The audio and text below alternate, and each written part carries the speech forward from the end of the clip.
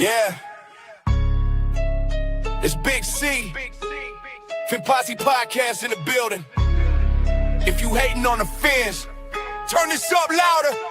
I grew up on Shula, chalk lines, cold rain, Marino in the pocket, dropping dimes, pure flame. 7-2 perfect, you can't say a thing back. Undefeated on your head, living rent-free fact. Jason Taylor off the edge, helmets turn to skyward. That thumping chest, every hit like a siren. You talking about rings, get your history straight. We the reason that the word perfect holds weight. It's that Fin Posse, rage, turn the volume up. Hey, slick on Miami, you'll get called out tough. From the Orange Bowl ghost to that aqua on the cuff. If you doubt these Dolphins, you ain't studied us enough. Fin Posse, rage, put respect on the name. Big C on the mic, lighting lanes in the flame. This the Fin Posse rage, yeah, we bark, we bite. If you talking about the Fins, better get that story right. Yeah, Larry C. Sunker in the mud, blood on his mouthpiece. Ricky in the backfield, making whole crowd screech. Wake off the snap count, quarterbacks daydreaming. By the time they look up, all they see is teal streaming. You forgot about Grease, you forgot about Twilly, you forgot Nat Moore. Going up, getting silly from Marino to a lineage, same jersey.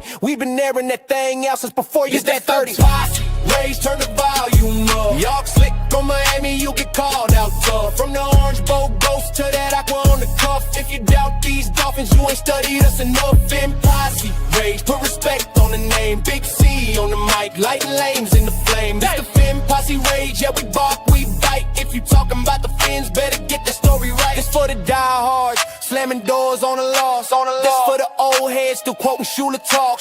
This for the kids wearing jerseys in June, waiting all year just to scream in the room. It's that Fin Posse rage, turn the volume up. Talk on Miami, you'll get called out tough. From the Orange Bowl ghost to that aqua on the cuff. If you doubt these Dolphins, you ain't studied us enough. Fin Posse rage, put respect on the name. Big C and the crew, let them drown in the shame. It's the Fin Posse rage, yeah, we bark, we bite. Fin Posse Podcast, get the Dolphin story right. Woo! Get the Dolphin story right. Woo! Get the Dolphin story right. Yeah. Check it. From the 305 to the world. Big C on the mic. Welcome to the inner circle. You know what it is. Yeah. Clock hits noon, ready for the breakdown. Big C stepping up, holding down the town. The Fin Posse Podcast, yeah, we talking shop. Fresh off the field, never gonna stop. For the fans, by the fans, that's the code. Every single snap, every yard on the road. We dissect the stats, every gain, every loss. Breaking down the tape, checking every cross. Fins up, hold it high to the sky. Hard hitting talk, no need for a lie. From the trenches to the end zone, we keep it true. The Fin Posse, yeah, we waiting for you. Fins up, let the rivals all see. It's the daily grind, it's the podcast, it's Big C. Yeah. Keep it locked, Fins up. Big C. Posse move. Word.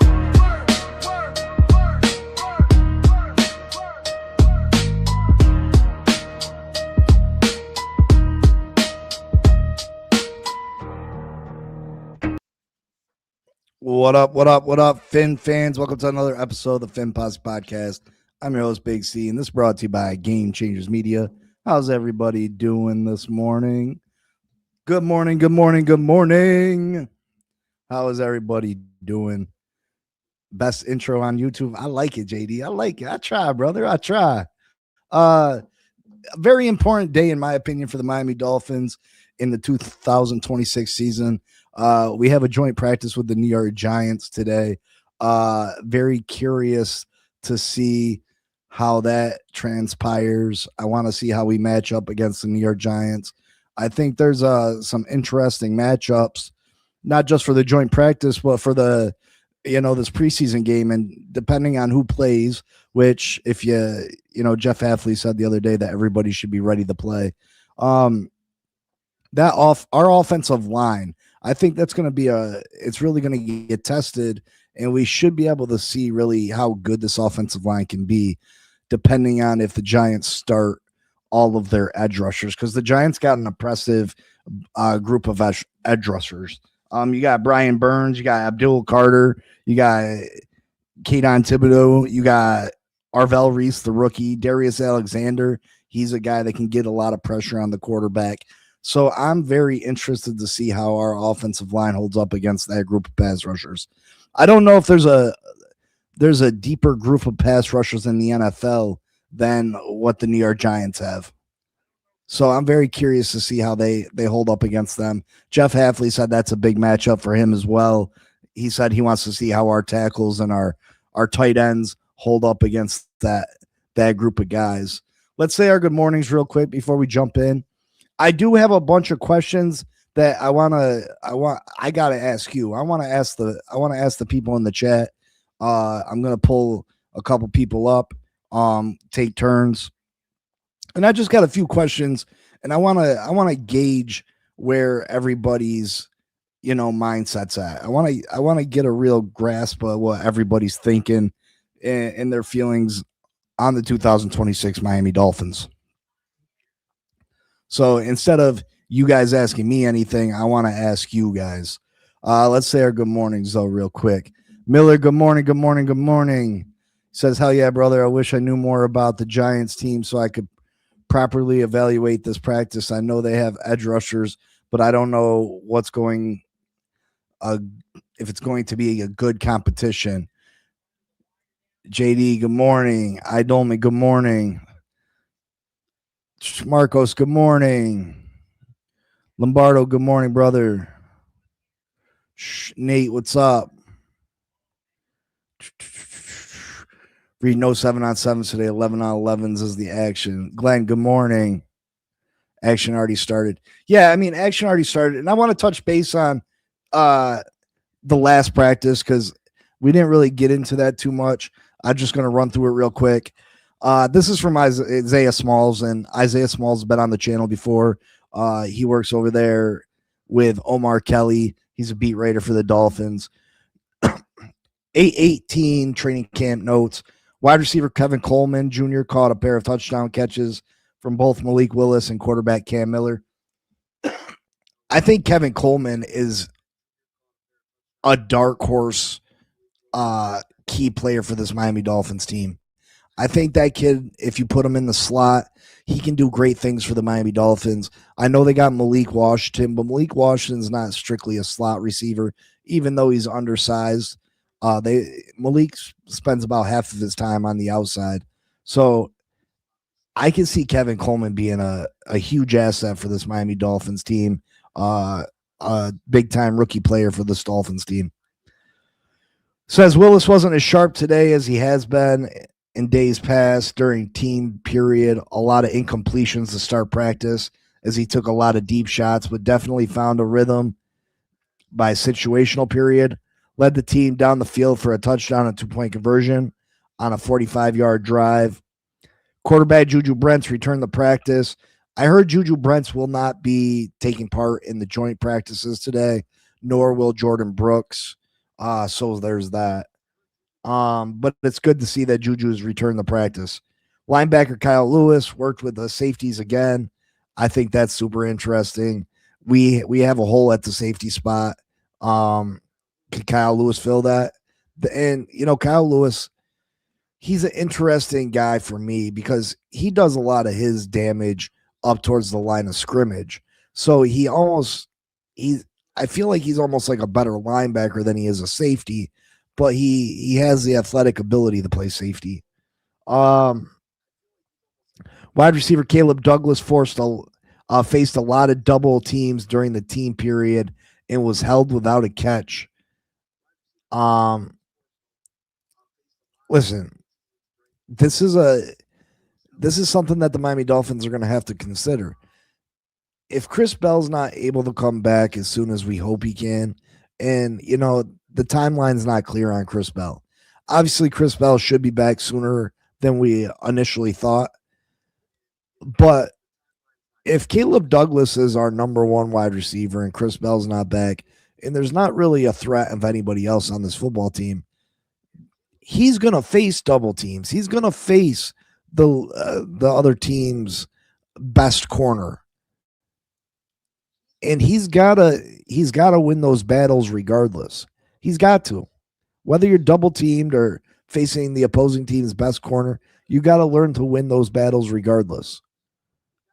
So I would like to see him be able to, and especially against our secondary guys, our secondary leaves something to be desired.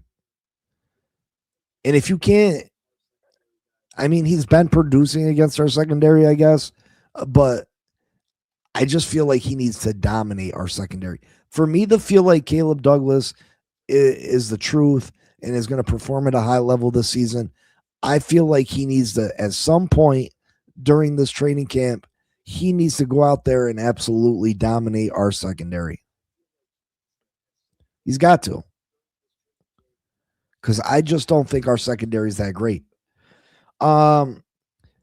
Edge rusher David Ajobu racked up 2 sacks during team period. Edge Chop Robinson dominated right tackle Austin Jackson nearly every time they lined up against one another. One rep saw Chop throw Jackson on his butt. Listen, Chop Robinson, I've drank the Kool-Aid in the past, and I'm scared to do it again. To be honest. But man, I love me some Chop Robinson, and I'm hoping that this carries over to the regular season. I've always been a big Chop Robinson supporter, and if he can be a 15 sack guy for us, and that number is very scary for me because I threw it out there last year that Chop was going to have 15 sacks. I guaranteed it. He came nowhere near that, and so I am cautiously optimistic, like Miss Finns likes to say, that Chop can be that dominant pass rusher for us. He's been absolutely phenomenal in training camp. Probably been our most impressive player. I know that Malik Willis gets all the shine, all the credit. Caleb Douglas been getting a lot of shine, a lot of credit. But Chop Robinson has been the best player in training camp so far. Hands down. Linebacker Terrell Dodson. Hold on. Got into one sideline shoving match with offensive lineman Caden Wallace. Defensive lineman Zach Sealer, edge Robert Beal, edge Colin Farrell, tight end Ben Sims, quarterback Quinn Ewers, linebacker Jordan Brooks, D-line Kenneth Grant didn't practice. So that was the last day of practice. We were off yesterday, and now today we have the New York Football Giants practicing with them. Chris Bell will not be taking part in these joint practices. I know people, when they found out he was activated, felt like he should be back right away. But he's able to practice with the team, just not he's not cleared for contact like that. The next step is for him to be able to get tackled, and hopefully we see that in the next week or so. Jeff Hafley, when asked about him being ready for the regular season opener, he said that he would hope so, but they're not rushing it. So be patient. He'll be back at some point. I know we want to see him back as soon as possible, but we want to see him healthy. We would hate for him to get out there and get hurt. Yeah, I said he's not cleared for tackle, Glenn. That's his next step, is getting cleared to be tackled. But yeah, I mean, I think Chris Bell adds another dimension to this team. Jeff Hafley said Chris Bell run after the catch ability is big time. He's big, strong, fast, plays with a violence to him. Very interesting fact that I found out is that when Chris Bell went down with his injury, like, he was on a stretch of dominant games. And his last game was actually against the University of Miami in Hard Rock Stadium. I think he had 9 catches for 136 yards and 2 touchdowns. which is phenomenal. University of Miami was one of the best teams in the league last year. Uh, I think they made it to the national championship game, didn't they? Uh, so for him to put up those type of numbers against the U, but his final 3 games of college, he averaged 9 catches, over 100 yards, and a touchdown a game in his last 3 games. So he was on a dominant stretch. If he can come here and be that number 1 receiver for the Miami Dolphins, and then that allows Caleb Douglas to be the number 2, man, this Miami Dolphins offense could be better than any of us expected. This Dolphins offense could be better than any of us expected. But again, we got to realize that these guys are rookies. We got to realize Chris Bell is coming back from a major injury. Lots of times these guys coming back from ACL injuries, they might be physically able to go, but mentally, they're always in the back of their mind thinking about the injury, thinking about not getting hurt, and sometimes that affects play. Let's see. Every other New York receiver I won't worry about too much. Malachi Fields is a great receiver for us. Malik Neighbors isn't practicing. Darnell Mooney is streaky. Isaiah Likely has been having a great camp, but stands out for me. They got Odell. They got Odell, and I heard Odell been getting open. Take it for what you will. They just haven't been able to connect with him. But Odell has looked really good. Don't look past Odell. Don't look past Odell. Our secondary is horrific. Also, so far, Miami's wide receivers should have a comfortable time. Glenn says when he goes up against double teams, our chance to that means they only have 7 in the box. I mean, not necessarily, Glenn. Not necessarily, Glenn. Thanks, Chef. I bet they look good today. We have a horrible secondary, no Juju, and we're relying on Bonner. It'll be a great day for Dart. Well, Dart can be a little inconsistent, so we shall see. Boils down to our offensive line. Honestly, new offense installments. If we are not looking and locked in, Miami will cause chaos for us. People don't take that into account too much, that this is a new offensive scheme, a new defensive scheme. This isn't a scheme that these guys have been running for years and years and years. There's going to be instances where mistakes happen because guys get confused, guys maybe forget something. It's just, and I'm not saying it's going to be a every game thing, but there's going to be scenarios where people make mistakes because they're not overly familiar with the scheme. Teams that have been running the same offense and the same defense for years upon years upon years, it's different for them. It's different. They know the playbook like the back of their hand. They know where they're supposed to be on the field at this situation, at this time, on this play. And sometimes that can get confusing for teams that have a new offensive system, a new defensive system. Especially with the amount of young guys that we have here and the amount of minimum contract players here. Jeff Hafley said it. These minimum contract guys, they're here fighting for their football lives. And a lot of them, it's because, this is their final shot. This is their final chance to make it in the NFL. And yeah, I think they're going to give phenomenal effort, but some of them just aren't talented enough to be NFL players. And this will be their final stop. And that does concern me. The depth on this team does concern me. I can't wait for Saturday when I heard it's a 4 o'clock kickoff. It's 4 o'clock kickoff at this time of year in Miami is going to be super hot. So I don't want the weather to play such a major role in that football game because we're not going to get that advantage throughout the year. Yeah, we're going to have games in Miami and it's going to be hot, but not as hot as it's going to be in August in Miami. You know what I mean? And I'd like to see us. I'd just like to see the Dolphins and Giants go head to head with no advantage, just straight up head to head, no advantage for either team, and see where we're truly at.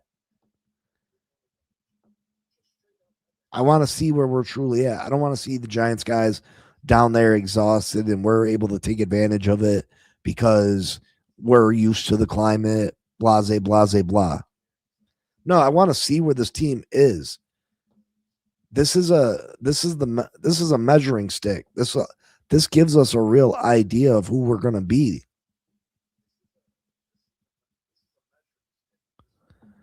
Miller says when Storm Duck is at the process and returning, he's the only corner other than Juju I have faith in providing something. I don't have a bunch of faith in Storm Duck. I just feel like Storm Duck's another guy. He didn't do anything to impress me last year. Before the injury, I'm just not huge on him. Kenneth said they're not trading Brooks; they're keeping him out of precautional reasons. Miller, you're always trying to act like there's some hidden agenda, hidden scheme behind the scenes that the Miami Dolphins are keeping us in the dark about. I told you yesterday they're not trading Jordan Brooks. They didn't give him that contract extension to trade him. That doesn't make any sense.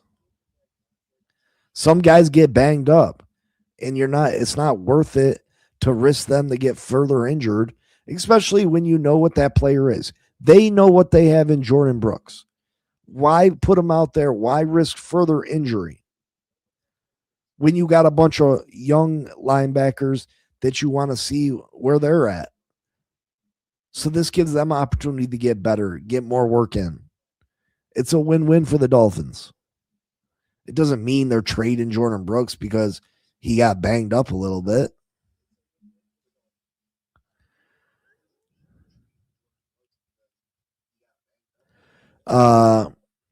Glenn says, no, this offense can be better than you expected, not all of us. Stop it, Glenn. Stop it. If you really thought this offense was going to be so great, like, come on.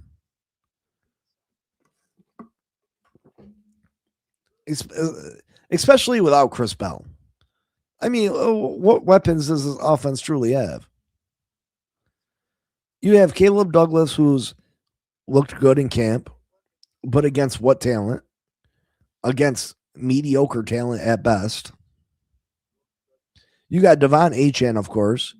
You got the offensive line that has the potential to be really good this year, but the depth is concerning. So if we suffer an injury, that can be major disaster for us. And you got about 30 some passes from Malik Willis to go by how good he's going to be this year.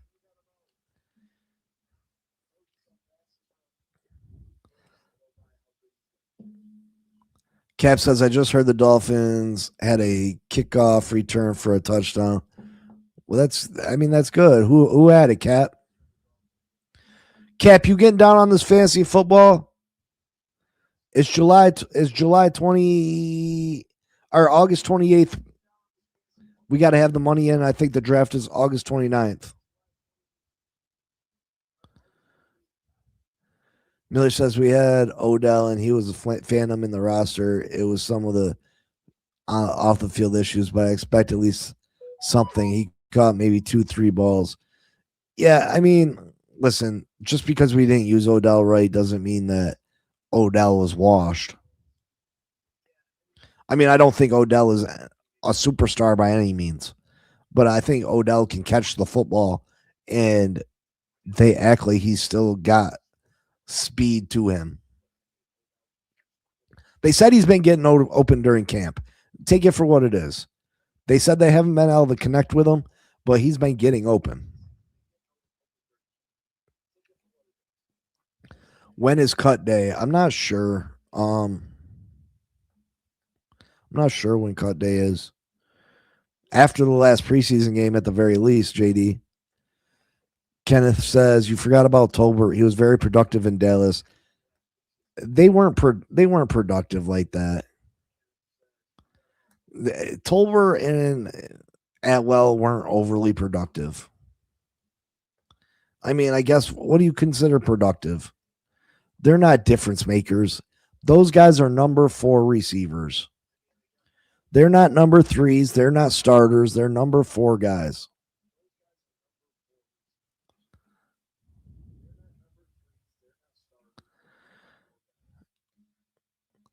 I honestly can't call it. While he does look good in his first day, I can't say Najee is going to be a dynamic change. He was mostly brought in for pass blocking. Odell got open every single rep in the preseason by a good margin. I pray he makes the team. Already hearing Giants off to a bad start. Shake my head like I expected.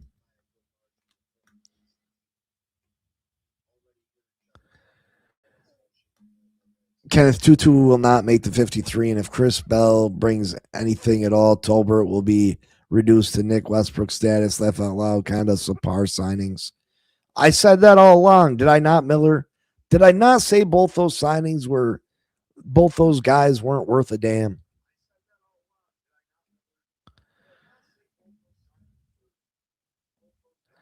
I mean, no offense, Sharif, but compared to the Commanders, who are playoff caliber, we're playing a team with low expectations like us, so it'll be telling where we truly are in our process.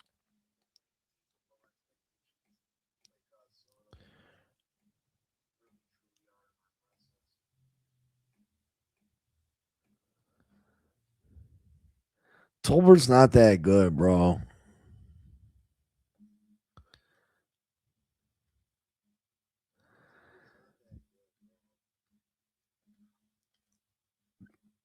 I don't know about that. How many receivers are making the roster for the Miami Dolphins?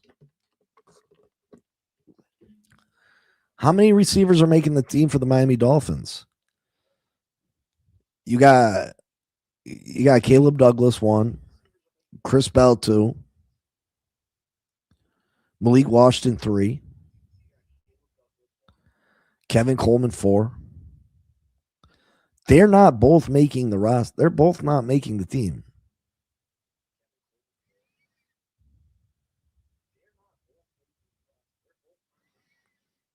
You think Dolphins are keeping 6 wide receivers? Maybe. And everybody's seen that Keenan Allen was signed by the Colts yesterday for $8 million. The Miami Dolphins could have went out and added Keenan Allen.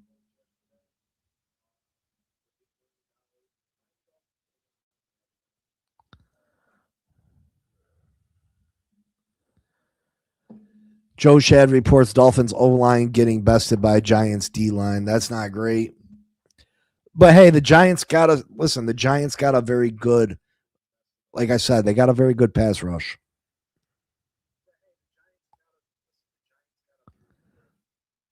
Sharif says, I love Dart. That's my guy, but damn it, my boy needs to slide. Yeah, he does need to slide. He needs to learn quick.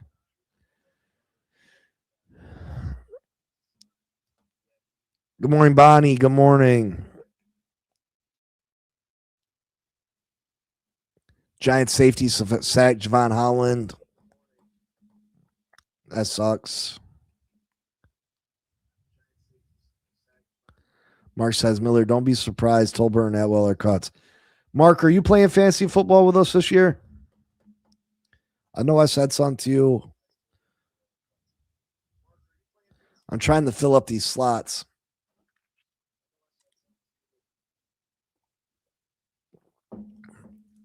I mean, sure, Javon Holland, most of the players here are different. The coaches here are different. I don't think it's that big a deal for Javon Holland at this point.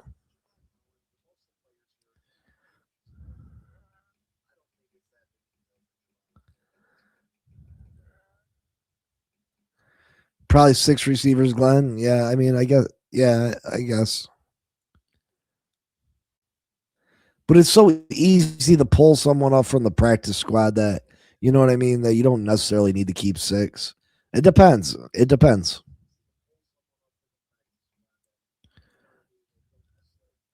I heard Patrick Paul got punched in the face by Abdul Carter. Like he did it on purpose. Because if that's the case, they need to. There should have been a straight out brawl. Straight up, the Dolphins. If he punched him in the face, cancel. The practice should have been canceled because it should have been a brawl. Screw that. Listen, guys, Tolbert and Atwell are not getting cut. Period. Why do you say that? What makes you feel that those guys are so safe? Tutu Atwell's been invisible in camp. Why would you feel like those guys are so safe?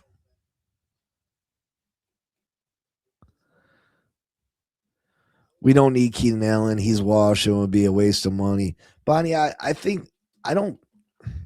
First off, I don't think he's washed. Is he the same player that he was? No. But Keenan Allen is a precise route runner. He's got sure hands. That safety blanket for Malik Willis would be it would be so useful. So him having someone he can count on that's going to be where they're supposed to be each and every play is such a big deal, Bonnie. I mean, I get what you're saying, but you need some experience. You need a guy that these guys can learn from. Imagine Keenan Allen, all the information, all the knowledge he has of playing the game of football to show Chris Bell, to show Caleb Douglas, to show Kevin Coleman.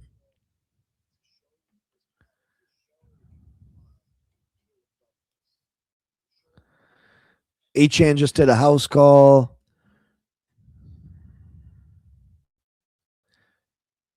You heard it from me first. I mean, you're not the first person that said they're not getting cut, but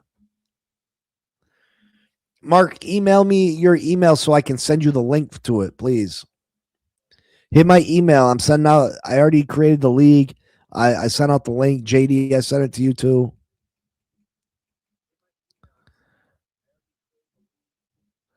Achilles' heel of our team is the run, aka Miami's best offensive style, the run. Yeah, I mean, if you have trouble stopping the run, Miami Dolphins are going to give you fits.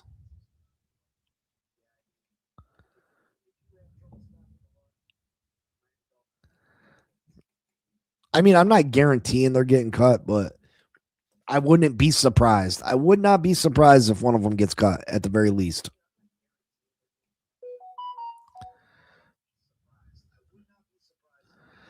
Bonnie says I'd rather spend the money on defense. Yeah, I mean, I can't argue that, Bonnie. It would be better spent on defense. I don't think the Dolphins are going out and making any splashy move, though. I mean, Jeff Hafley said the other day in a press conference that they haven't made a move for a corner because he likes the guys that are in the building. Which, how truthful is that? How truthful is that really?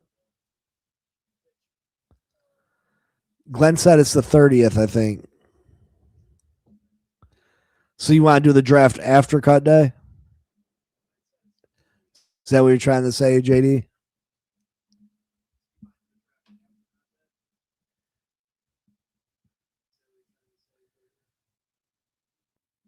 When do NFL rosters have to have their teams down to 53? 3 p.m. August 30th. 3 p.m. August 30th.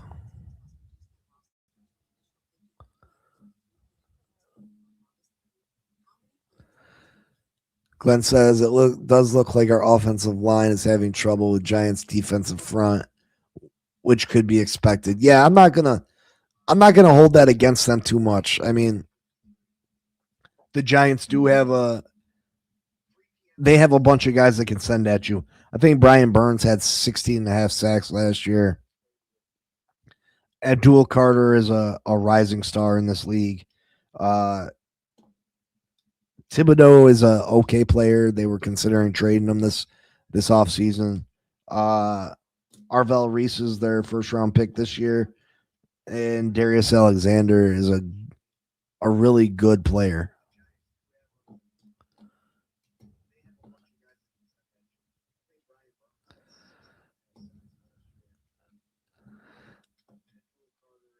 Listen, he didn't produce over a number 4 receiver.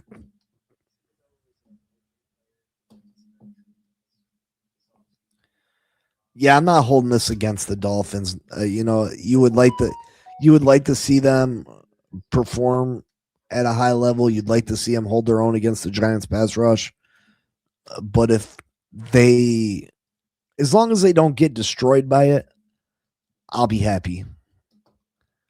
If they end up losing the battle as far as pass rush from the Giants is concerned, I get it. But be competitive. Stop them sometimes, at the very least.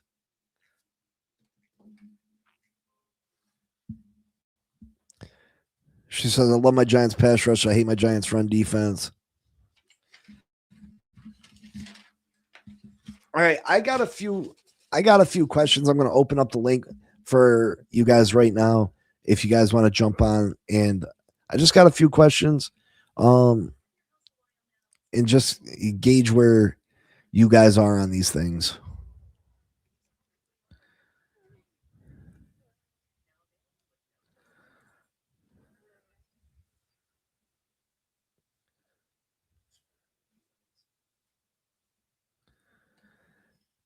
Yeah, and if there's one thing that Javon Holland's pretty good at, it's that getting after the quarterback from the safety position.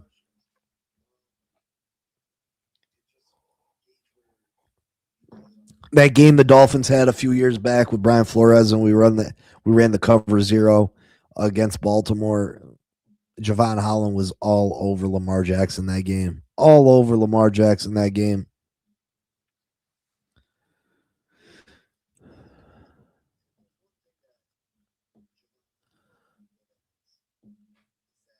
Do you think the Giants will be playing their starters Saturday?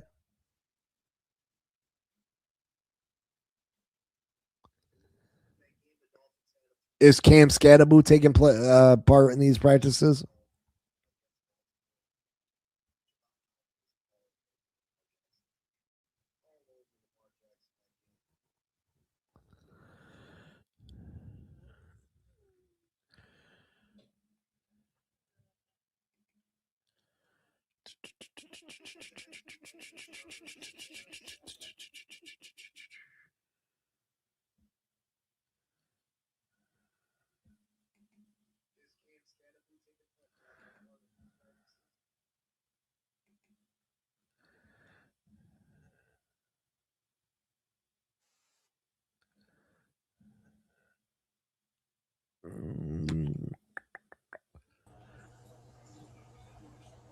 Joe, good morning. Hey, what's up, Big C? I didn't even know the topic. I just joined the stream and saw the link and clicked it. What's going on? Yeah, I just had a few questions, and I mean, I think you're a little bit more negative than I am on the team, but I don't know about that. I mean, I've heard some things you've said and some things I've critical. I'm critical about the players, but I'm not that negative on the team overall. I'm critical about people's opinions about the players is more accurate. I think everyone is way too hyped, way too early. Yeah, I mean, I get that, and I definitely feel that way too.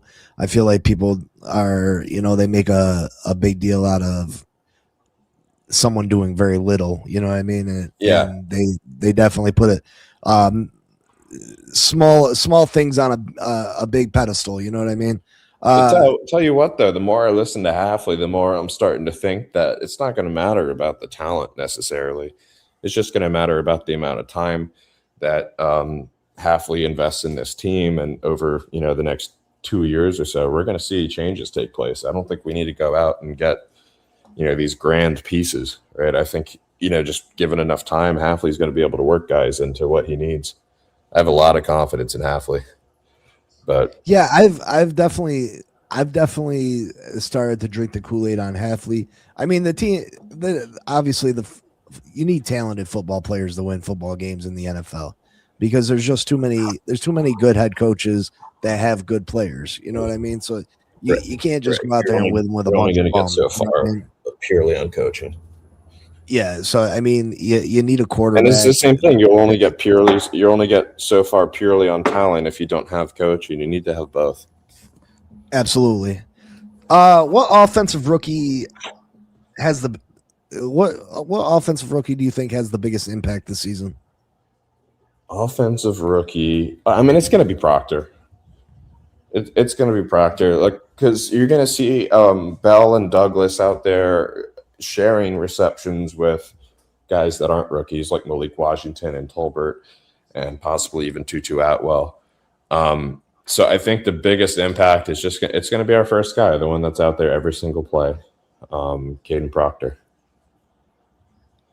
Yeah, I think so too. I think Caden Proctor has the ability to be a Pro Bowl caliber player year one just because of his physical stature, and he's a snaps out of all of them.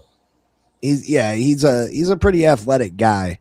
If he has to end up going over the left or right tackle, I mean, I don't know if I think he's going to struggle at right tackle, to be honest. If they got to move him to right tackle at all this year, I think that offensive line is going to not be very good because he has no experience at right tackle. And it's not easy for a left tackle to go play right tackle. It's just not. People think, it's just natural. It's not. Rushers.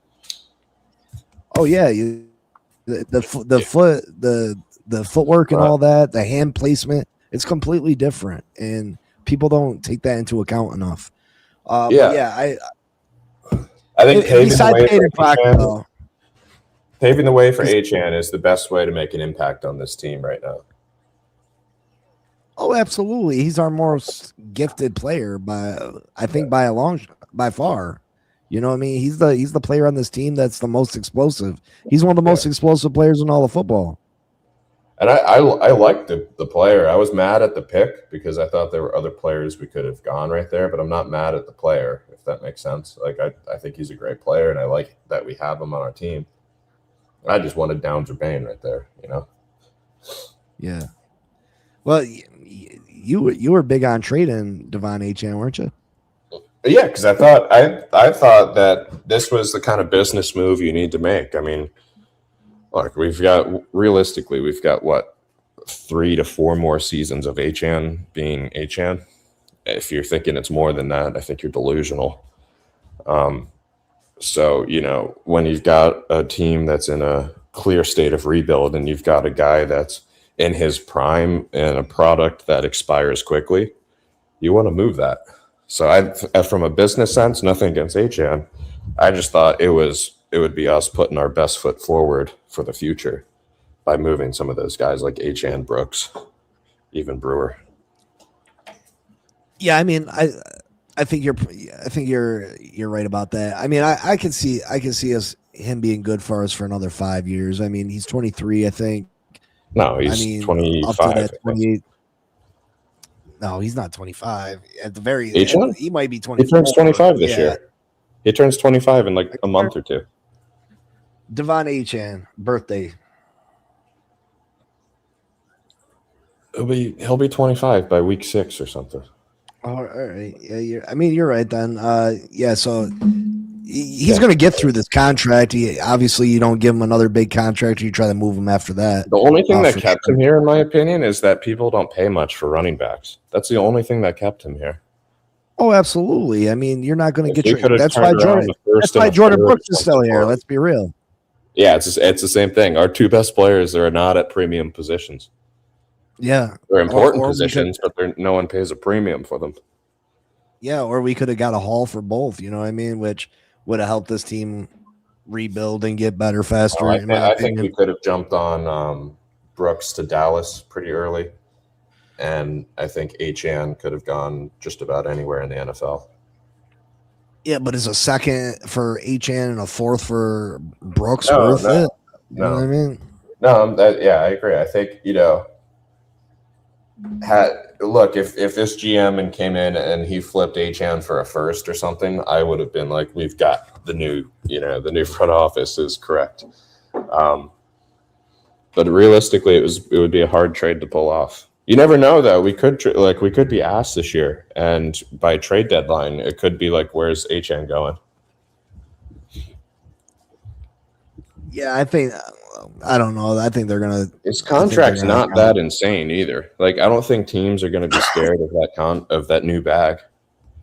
I think all three of those guys that we gave bags to, I still think all three are fairly tradable contracts.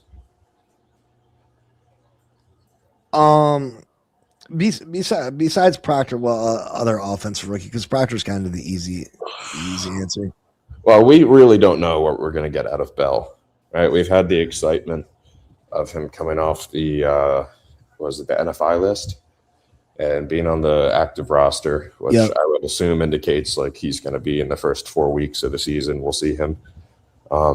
But we don't know how much, what if he's going to be on a snap count or anything. We don't really know what his impact will be yet. I'm very hopeful. I'm most hopeful about Chris Bell, but I just don't know if that's realistic or not. Douglas, I hope he ends up having a good year.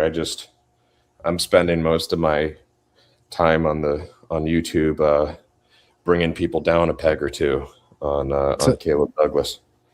That's what I'm finding I'm doing a lot of this year, along with Jacob Rodriguez.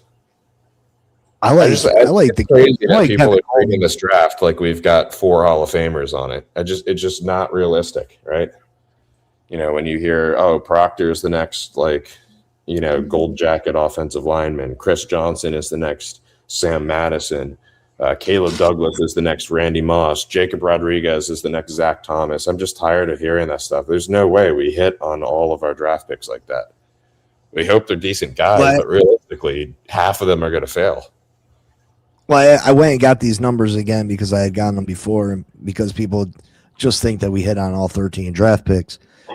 63% of first-round draft picks end up being starters. Not all pros, not Pro Bowlers, starters. 63%. Second rounders, only 27%. Yeah. Third rounders. That's if you draft well. We don't know if this front office drafts well yet. Third rounders, which is Caleb Douglas, Chris Bell, you know what I mean? And Caleb Douglas was overdrafted. He was supposed to be a 5th-round guy. 17%. Yeah. 4th-round guys, 8%. 5th, 7th, and 6th and 7th rounders, 6%. Of being starters in this league. So for people to think that we hit on all 13 picks or 12 of 13 or 10 of 13, it's just not mathematically correct. You know what I mean? It's not mathematically possible. It's just not going to happen.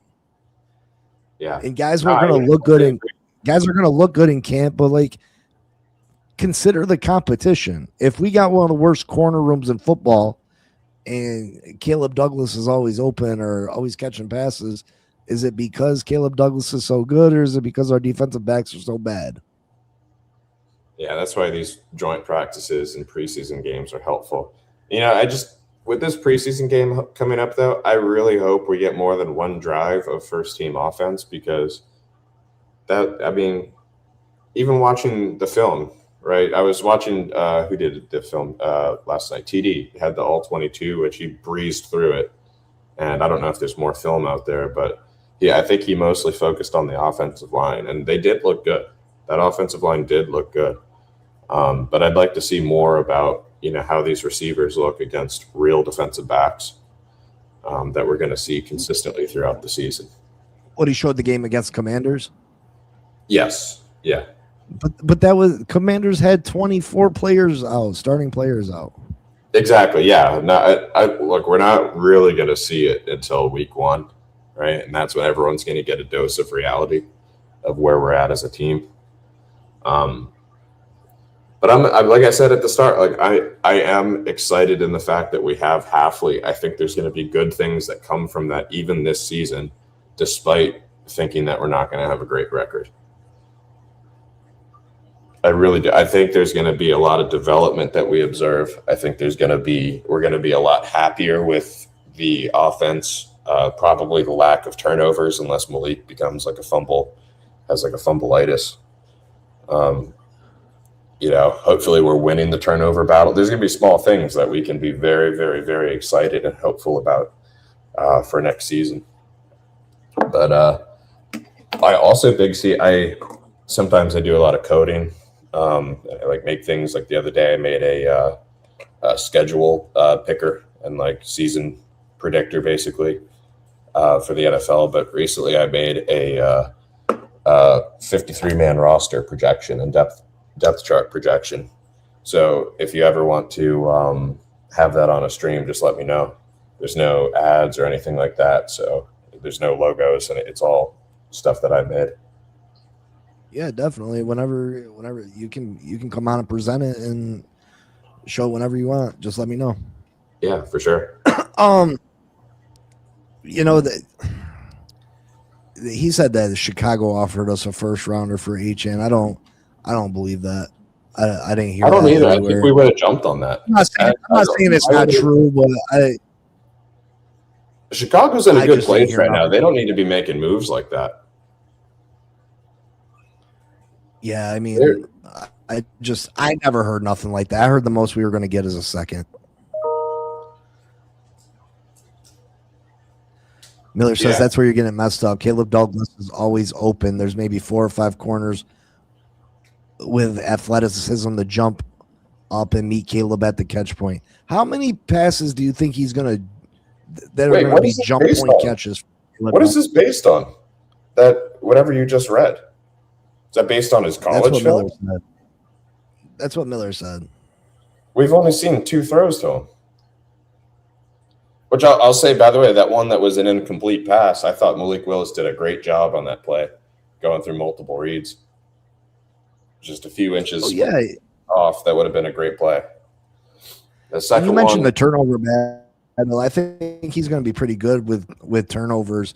I think where most of our turnovers are going to come is when at the end of the game we're trying to get down there, the score, to try to either tie the game up or try to go for the win. And I think that's where we're going to lose a lot of games, is because we just don't have the talent to match up with other teams' lineups.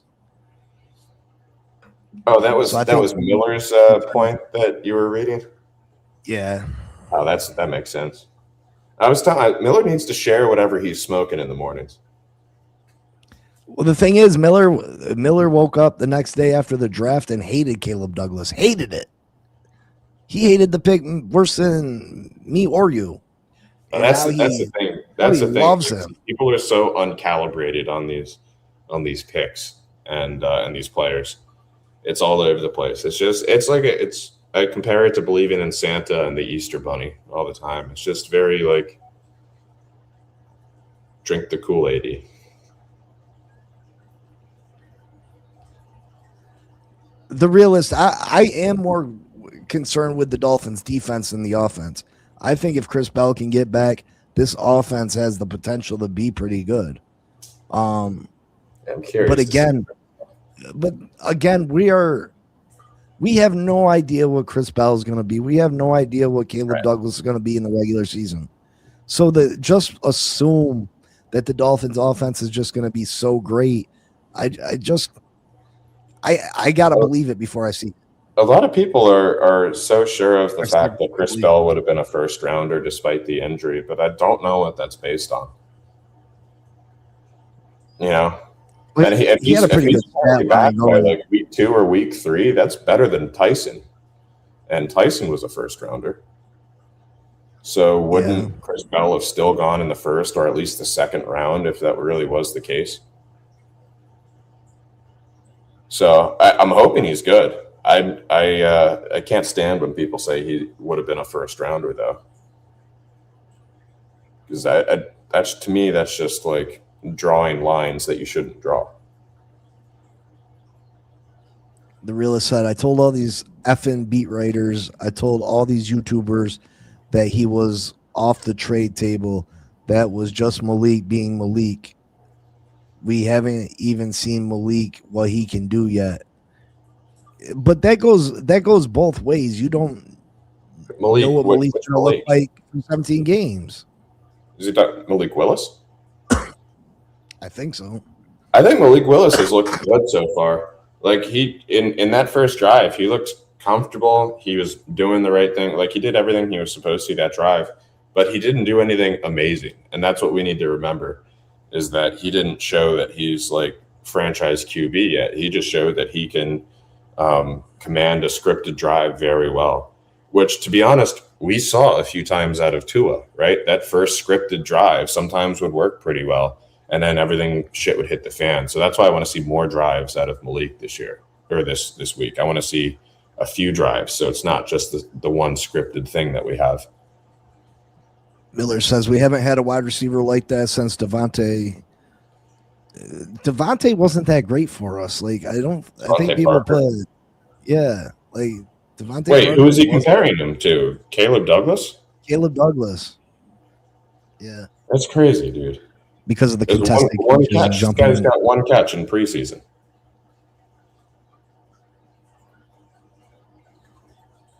That's one reception on two targets.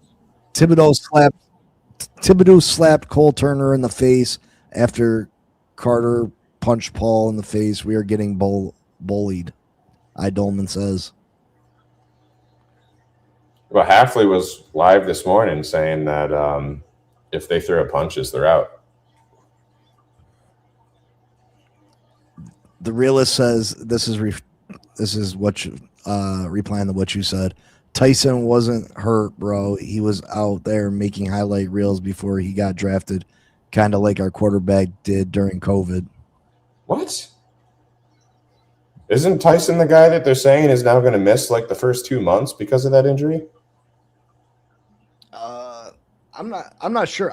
I think he was definitely hurt at some point leading up to. Yeah, that's why there were draft concerns around him because of the injury. What the fuck's this guy talking about?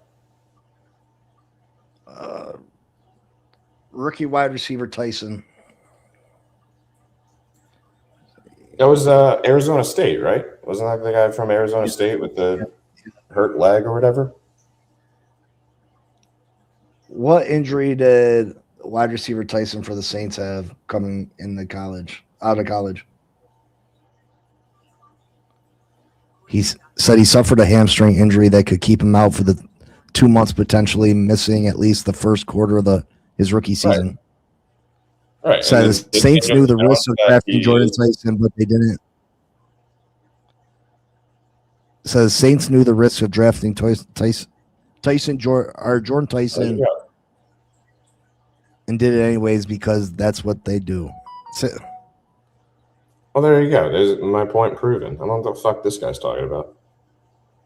Said Tyson had missed the end of the Sun Devils 2025 season with a left hamstring injury, and he foregone workouts at the NFL Scouting Combine in late February and at ASU's Pro Day in March. He's kind of tall, right? He's like 6'3" or something. He's decent size, I think. Yeah, I would say he's probably 6'3". How big is Jordan Tyson? He's 6'2" and a half, 203 pounds. Yeah. But my point being is, they knew about the injury risk with him, and they drafted him in the first round anyway because he's a first-round talent. But we didn't see that with Bell. Cap for Life says, fight on the field, Austin Jackson throwing blows.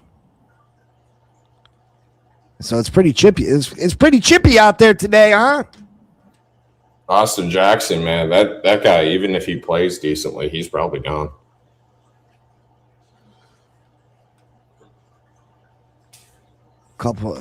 Coach Sav says a couple more fights just broke out.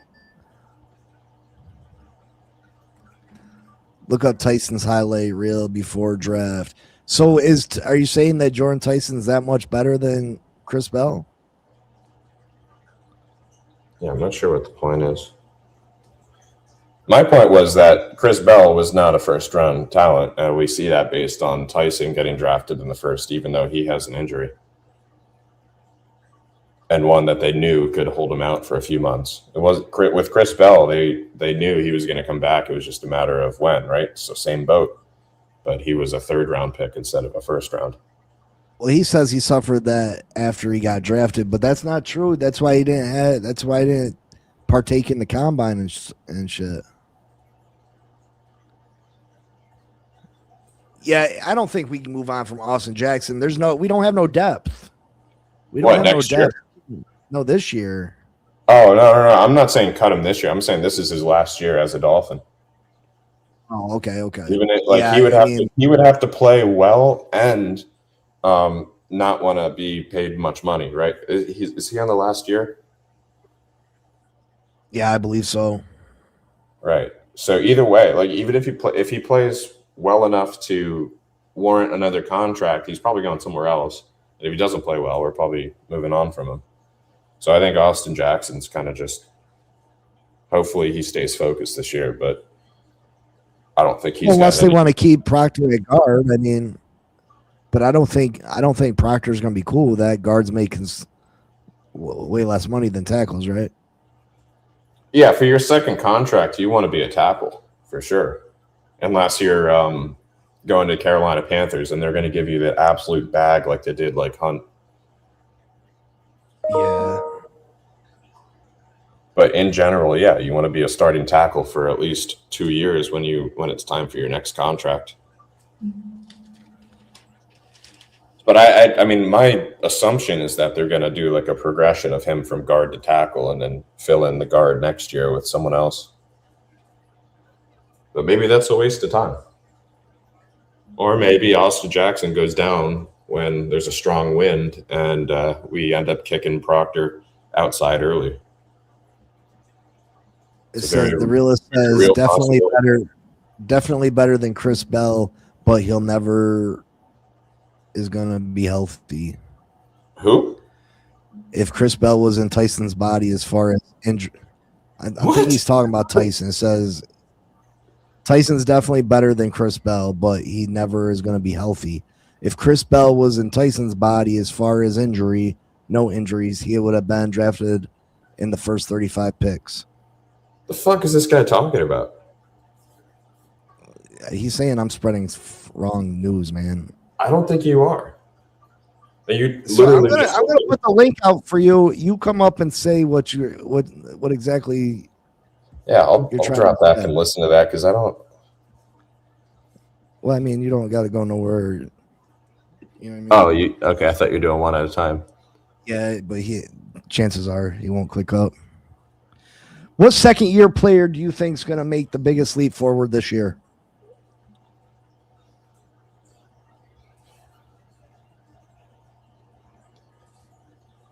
Who is the realist? Is that someone that comes up here? No, I don't think he's ever been on. He said, "How can you work out your pro day if you're injured?" What? You said that he wasn't injured until after the draft. The pro days before your draft. I said he was injured. What do you mean? You literally said that he wasn't injured before the injury happened after the draft.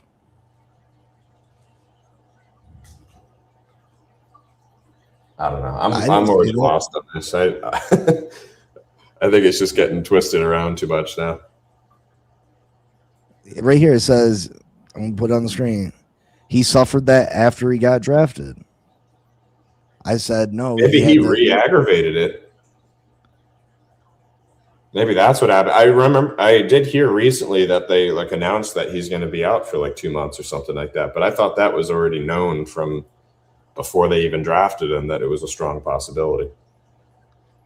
Yeah, I'm talking about Jordan Tyson didn't work out at his pro day, not Chris Bell. I know Chris Bell got hurt in the season last year, but Tyson's injury was before the draft also.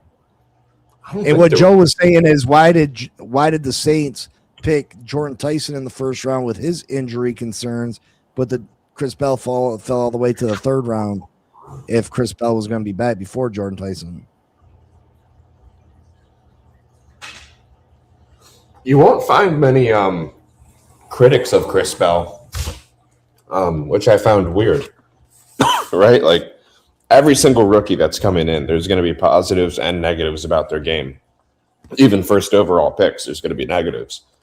So for people to not have a single negative about Chris Bell besides his injury, but yet he falls to the third round, always seemed weird to me. Well, I mean, you never know how. Yeah, people come back from ACLs better than they ever have in the past, but ACL is still a tricky injury. Typically, guys aren't the same for at least a year after. So, I mean, you're not even talking about him meeting his full potential this year. You're talking about next year. Hopefully, he's back to 100%. He might not ever, and that's a good point, right? The knee is severe, but hamstrings can also remain your entire career. Yeah. You can have a hamstring that bugs you, keeps you out And of game. he was beasting before he got injured. He had 3 straight games with over 9 catches, over 100 yards and a touchdown each of those games. His final game against the U, he had 9 catches, 136 yards, and 2 touchdowns, and they upset Miami. Miami was in the national championship game. So, I mean, he was balling out before the injury. So, I feel a lot better about Chris Bell than I do Caleb Douglas. I do too. I'm with you. Like I'm more excited about. I think I'm most excited about Bell. I think Proctor's going to have the biggest impact immediately, but I'm most excited about Bell because if we do see something out of Bell, that reduces our need to go receiver in round 1 next year. When everyone's saying Jeremiah Smith, Jeremiah Smith, Jeremiah Smith, maybe we can address the edge instead of being like we have a forced hand to go wide receiver, assuming that it's not a QB in round 1. It'd be nice to see if we have something. Austin Jackson got kicked out of practice. Wallace gets beat for the sack. Yeah, there's no depth on that offensive line. So, hey, Hafley sticking to his word though. He said, "If you fight, you're out." So is Abdul still in practice for punching Patrick Paul? Is Thibodeau still in practice for slapping? That's their team. That's not our team. Yeah, I know, but you would think that, you know what I mean, you would send people back if they're out there being that way. I'm not mad about it. We need to test this depth as it is. We need these guys getting as much play time as possible. And to be honest, this is a very realistic scenario that they're practicing here. Austin Jackson leaving in the middle of the game is very common. That's true. That's true. I didn't think of it that way. Happy Evelyn says draft game scenario right here. Happy Evelyn says draft Arch Manning next year. That leads into my next question. What do you need to see from Malik this year in order not to draft a quarterback in next year's draft? There's a few things. I don't need to see all of them. I just need to see some of them. If this guy can win games on his back, I don't need to see anything else. I don't. If he can go out there and win a game on his back, whether it's running or throwing, keep him. We haven't had a QB that can win a ball game in a long time. It was before Tannehill, right? I thought we could have maybe seen that with some of Fitz's, shenanigans that he was pulling. Remember that throw with the helmet being pulled to the side? That kind of stuff. We have not seen a QB in Miami in the Dolphins uniform that can just go out there and win a game on sheer will. So if he can do that, then keep him here regardless of whatever stats come out, whatever the win record is. I just want a guy that can win games on his own, and then the team will follow suit. If he goes out there and he's just autopilot on an offense that is 95% H-An and is, the defense is carrying us and, this and that, like we always saw with Tua. And then he goes out there and he doesn't get the job done almost every time. Even if he's doing it a lot, I still want a new guy. So it's going to be hard for me to align a stat or a win column to him. But there are certain things I'm looking for. Like I said, if he goes out there and he wins games on Malik Willis and his own will, then I don't even care about anything else. I say keep him. Yeah, I mean, I think with how good this quarterback class is supposed to be, I think that if he doesn't answer and check every box that you're looking for in a quarterback, then you need to draft a quarterback, because it's not every day that you're in a position to go out and get a top level quarterback like we might be in that position next year.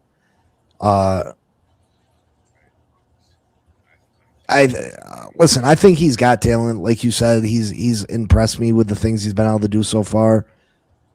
It will be nice, but we can't be fooled just because it looks so much better than the last quarterback neither. Yeah, I didn't see anything from that drive that he ran for 9 yards and everybody's super stoked. Yeah, that's a piece that we've been missing. But we can't get too high on that just because, you know what I mean, he can run for a first down. Or you know what I mean? You get what I'm saying? Yeah, well, I think if we're going to have drives like that, I want to see it 9 out of 10 times, or like 8 out of 10 times that he's doing that, right? That he's mistake free. And, you know, if we don't get a first down, it's not necessarily on him or a touchdown, right? Like mistake free football. If that's the kind of QB we're going to have, I want to see that, you know, 80% of the time. If he's not going to be making massive plays, or if it's going to be like these long 14, 15 play drives, that's whatever. But I don't think that that's going to last the whole season doing that. I want to be able to see something out of him early against some of these teams where he goes out there and he either wins the game or he pulls off plays that we haven't seen from a QB before. It's a tryout. So for me, it's a tryout to be our franchise QB. And we have the luxury of having someone in the building for a tryout, because otherwise we would have just had to roll forward with Quinn Ewers. And I think, you know, a lot of us are feeling pretty down on that. If that was after this last preseason game, if that's what we had to end up doing, we'd already be talking about which QB we want out of college. We would already have people splitting sides on Manning or Moore or Mestamaker or Mensa or any of these other QBs with the last name that starts with M. We'd already be talking about. Miller said he's got a question for us. Yeah, I wanted to ask you guys something. Yeah. So when I talk about Caleb Douglas, you guys always bring up the snap count and the fact that he doesn't get that many reps. I was just wondering, like, what is your opinion on the idea that if he's a proven commodity to the team, they wouldn't run him into the ground, right? You don't use your Ferrari during the preseason. You wait for the real regular season, right? But what's your point? Are you saying you're not expecting him to have a huge snap count? I don't understand, because in my eyes, the lack of snap count isn't a negative. Well, I mean, when I bring the up lack the of fact snap that count Caleb is a Douglas point about made him all not these getting plays, off. everyone's like, he's only been thrown once or twice. You know, he doesn't get the reps. He doesn't get the quantity of throws to make people he does. Okay, yes, so he can do it. He gets the reps. Stop it. Well, he's not playing. He's not on the field. It was only one drive. We only saw one drive. That was my biggest gripe about the last game, is we didn't get to see multiple drives of that offense. Did he go out there for the second and third? But even in practice, when he makes plays, he only catches, 4 or 5 balls? Oh, who cares? And everyone's using that against him, saying, oh, we don't know what we have in him. But if the team knows he's a proven commodity, they're not going to run him into the ground. So why is his snap count being kind of used against him? I'm not saying by you guys. I'm just saying in general by the fan base. Everyone views the snap count situation as, well, Caleb Douglas might not be it, what we're saying. It's very fair to say that he won't be offensive rookie of the year because of that, or he won't have X amount of yards because of that. And realistically, he's going to be used in the run game a lot too. So a lot of the snaps that he is out there, he might be run blocking, because that's a big reason of why they drafted him, is he was, I think, the top run blocking wide receiver. Yes, I get that. I understand that. I was just more so like, it's not a negative about his talent or anything. It's not like saying his snap count is a punishment.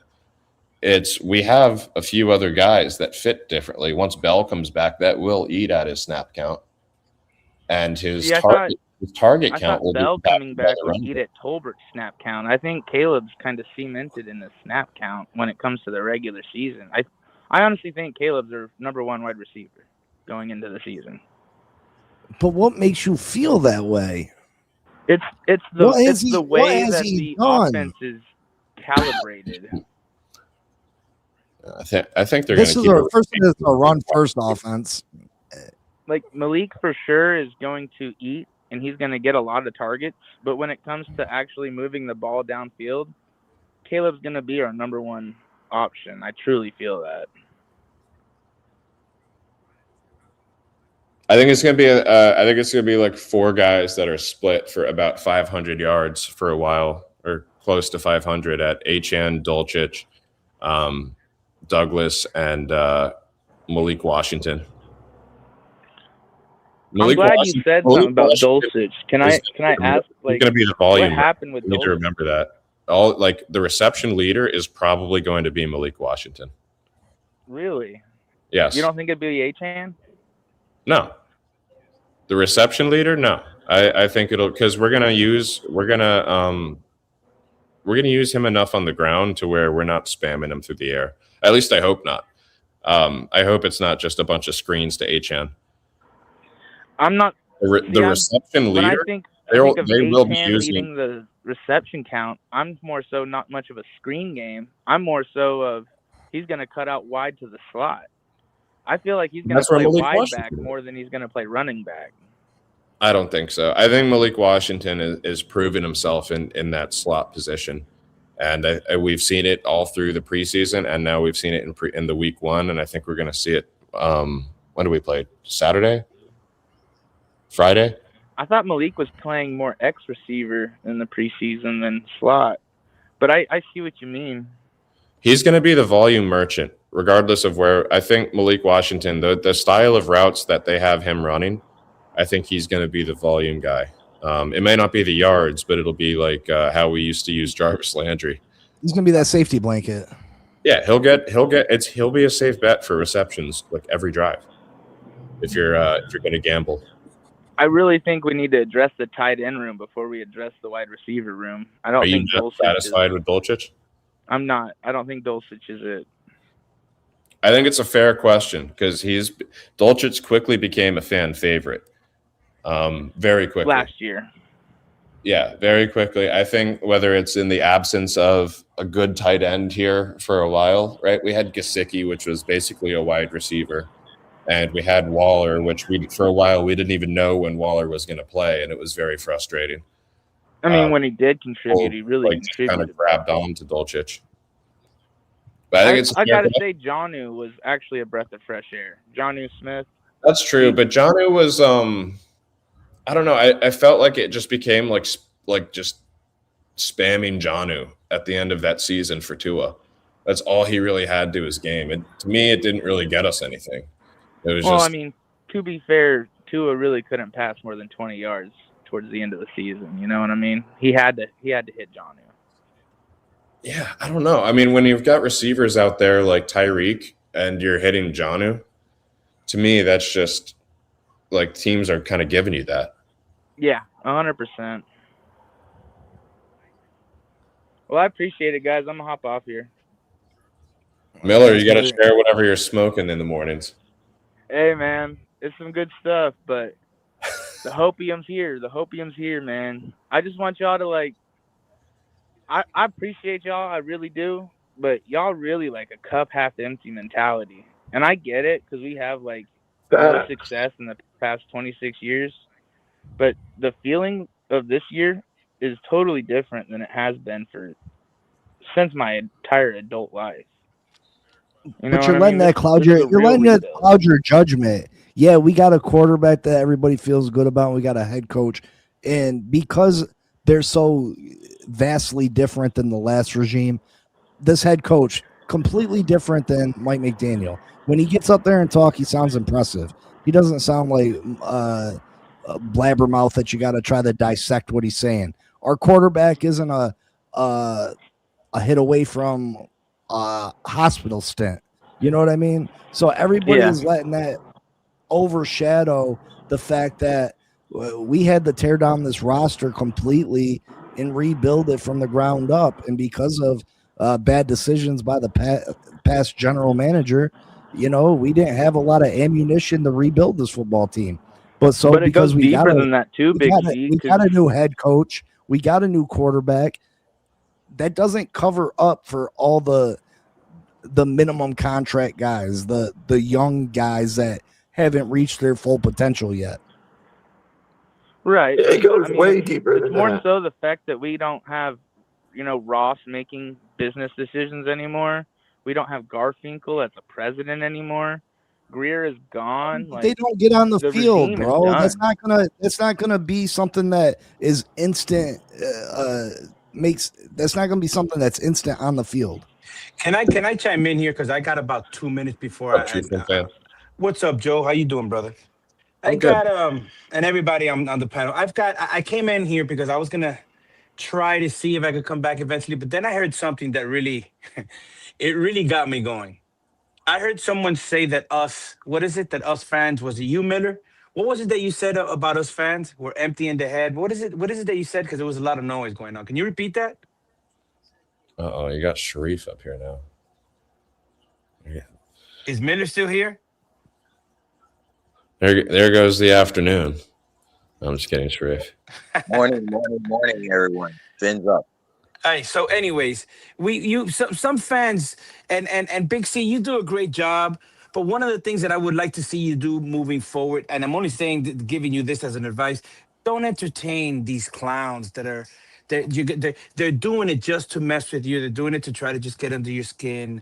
They're doing it. Some of them are even coming on here because you got a new, you got a show going and you're trying to make it grow. And there's jealousy and envy. Don't entertain the masses that are just that you and I both know. Joe knows are delusional.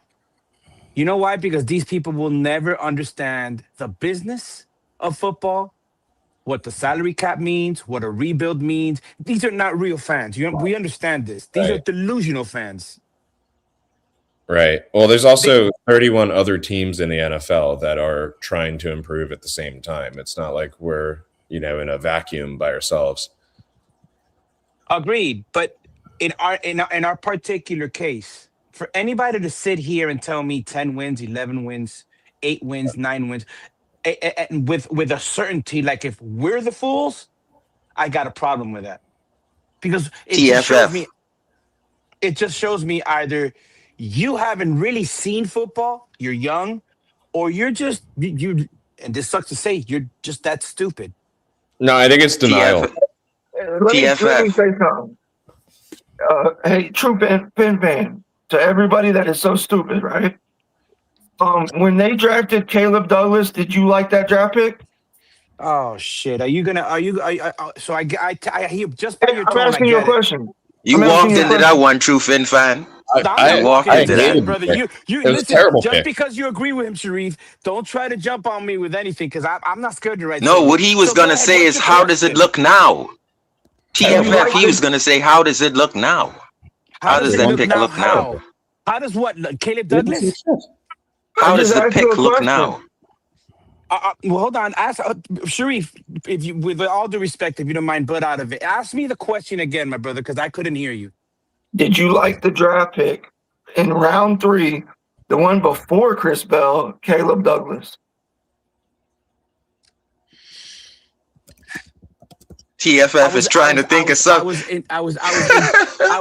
I get it. Pom-poms, please give me a minute. I get it. I get what you're trying to ask me, which is, did I like it? To be honest with you, I'm indifferent to it.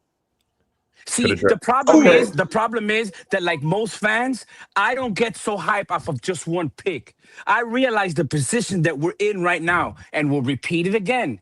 62% unavailable salary cap. 41 first-year players. Do you realize that next year this will be another team? That even makes the pick, that, right? That even makes the pick more important. Hold on. Let me answer you. You want me to be happy or sad about one draft pick? Oh man, TFF is on second level Super Saiyan. So that makes the pick more important because when they made the pick, I flipped my table over in my living room. Okay. But look, And I I was respect that. wrong. That's your opinion. How are you I was wrong? wrong. How do you No know matter you're wrong? what he does, he has way more upside by just what he's shown already in the preseason and in practice. Forget the little catch in preseason. I don't care about the catch. I'm talking about Now, overall. He showed up in common Hold on, sense. hold Miami. on, Dropping Sharif. Hold balls on. Let him yesterday? talk. Since Can I he say showed up something in common Miami. sense? Go ahead. See, Okay, but my point is this. My point is this. And I know you go by common sense. I don't know your name, but first of all, I respect your opinion. This is the issue that I have. I respect your opinion. My issue is when people like me, like Joe Rist, don't let like them Big get to you, C, TFF. all of these other guys, when we say, listen, we want to see it because we can't follow your takes of one preseason game and two practices. He's all of a sudden the next Jerry Rice or any other player. People get offended, and these are the fans that I'm saying are the delusional ones because they're Don't acting let like them we get have. to you, They're TFF. acting like we have season. And you're another one, Sharif. You're as delusional as it comes. You're as Hey, delusional as it comes. let- I'm talking to somebody else, and you're butting in like you know what the fuck you're talking But about. Like you I'm come to saying, this TFF, don't let man them get and to butt you. out of it. I get it, like, but he's a man. He's a grown man, right? We let don't me need hit pom you. poms. We don't need backup. It's between me and him. He asked me a question. I'm N- answering him. No, You Hey, call let him me an I hit don't you idiot. have with a a follow dog up. in the fight. I'm just But that's saying, why don't you're in let it, him though. get. Why are Don't you let in it, those though? fans. Did I invite Don't let you? those Did Common fans. Sense invite you? No. So you don't My need to try to response brainwash doesn't have a nobody. We're dog in full the grown fight, men. though, TFF. Now, common sense. My issue is I want to see before I get back on another. Here we go, and now we're going to win 10 like these other fools and idiots. You got to show me, bro. I'm almost 50 years old. I'm not 20. I'm not one of these I'm young with you. punks. You understand? That's all I'm saying. And again, I am not bashing you at all. We have a difference of opinions, and I respect yours. Don't ever think that I'm telling you anything in a disrespectful way. And if I am, I apologize. TFF, If you you take it just that way, I bashed me. apologize. No, TFF, you Okay, I let take me your ask you one I more apology. don't thing. like. You, I don't like. Hey, You know, I've never liked you. I've never respected you, and I don't like you. And I'll say it T- here, and I'll say it to your face. I'll keep I it don't bro, like you, football, bro. though. You to talk a lot of sum shit. all I'll I this keep don't it up, like you. football. TFF, So, am I gonna get a did you chance to like? speak after No, common I sense? hold up, gotta man. go now because I gotta get back to work before my boss comes. What's up, Mark? But I'm listening to All your right, good rebuttal. By stuff. the way, Fins up. As long as you're a Fins fan, bro, you're my brother.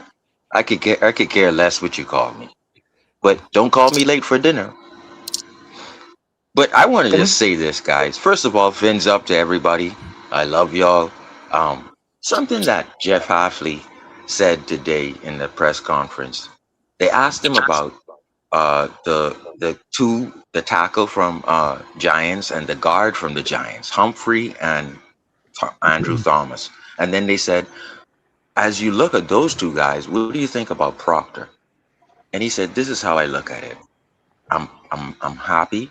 I'm proud of what he's doing on and off the field, and it's a gift to watch him grow. That is my perspective from Did, 4 months ago. did Let you me like the finish, Proctor please. pick? No, I just want to rock up because the point I'm trying to make is I'm not making any wins and losses prediction. I'm not making any massive predictions. I'm stacking days as though Flores was here drafting for 3 years. Because what Flores and Greer did, they switched up from the drafting and getting younger and younger. And I'm looking at it at this year as we're just continuing on the promise that Greer and Flores did. So This what has I'm nothing to looking do with at, Flores, bro. This has nothing to no, do with I know. Flores. I'm sorry. I'm sorry I brought him up. I'm just using the caveat But and you the can't use analogy. something. You can't use something that's not comparable, Okay, bro. okay, cool. Sorry. Let me go. Let me move on. So, so I'm enjoying stacking days. And what I was trying to tell Big C is the days that I've stacked from OTAs, draft, interviewing these guys, me going out on a limb and saying, okay, if we don't get Ruben Bean, at least we get a powerful guard who I saw in colleges. I saw his power. I saw his athleticism. I saw him run the ball at the goal line in Alabama, and everybody didn't like the pick like that. But I'm stacking days, and the days that I've stacked so far, I said Trey Moore would be a stud. He's a stud. Proctor, I said he would be a stud. He's a stud. I said Lewis Moore from Indiana. He's now the starting safety with Trader. I Lewis said Moore is nothing. Max Llewellyn. He's not the starting safety. They From said that Iowa. he's We're all Bro, these Lewis like, Moore is a Right. dog. Okay, watch me then. Watch and see who will be starting. I said Max Llewellyn. I love that pick. Me and Ali was raving over that pick because we needed depth at the DN. Guess what Max Llewellyn looks like? He looks like Van Ginkel, just like we said. And He does not look like Van Ginkel. Believe Yes, me, he he's- doesn't look. Sharif, believe me, it's your just my talent level opinion. is low. It's The talent level it's is very, just very my low in opinion. What football. you need to be worried It's just about- my opinion. It's It's just my your opinion. opinion, but you're saying these guys are studs. You're saying these guys are studs, and you haven't even seen them play in a regular season game. You see them play in one game in scrimmages. So how do you I've actually seen know Max these are studs? because I've seen Max throw around people in Washington. And look at RG3, That's bro. all I look at all have. these. Look at all these good players come out of college, and they're good for 6 weeks. See what I'm saying, Big C? You see what I'm I saying, Big C? understand that. They're looking I at the understand record that. prediction, and I'm looking at stacking the days ahead of me But what and I'm what trying to tell this we've dude done is so he far. hasn't seen So them what play. they're trying to do, they're trying to make me vacuum all my takes in one pick to say we're going to win the Super Bowl. And what I'm saying is I'm stacking 70 days. They don't get that. I can't deal with these fans, Big C, because I'm stacking what we've already done. And you're trying to make me make a fucking prediction, bro. Stop I'm that not making shit. you make a prediction. Sharif, Stop saying, it. Stop it. You're Stop saying these it. guys Yo. are stacking studs. days What on I'm trying to say. practices and against second No, string you're not players. trying to say a shit because I'm just saying what I've seen. I've seen Proctor throw people around. When? I've seen him do it. Practice? What the fuck are you talking about? He's been practice? throwing people What are you around his talking whole about? life. In practice, you have him throwing around a In bunch of guys that Washington, are in fit Washington, that's what we've seen. That's what we can against go second by. stringers and Don't second go by and third stringers records. and watching what have Don't you go seen, by Sharif? predicting Super Bowls. Don't go by predicting playoffs. Go by predicting the draft, What you should be the worried fucking about combine, and what we've done so far. What What you we've should be done worried so about- far. What we've done so far, if was I said, we are powerful at the left side of the O-line. I've been saying this. Oh my God. We did it in the game, and everybody needs to just shut I up need about the it mic and next. watch them I go, need the bro. mic next. I Just need the shut mic up next. about it.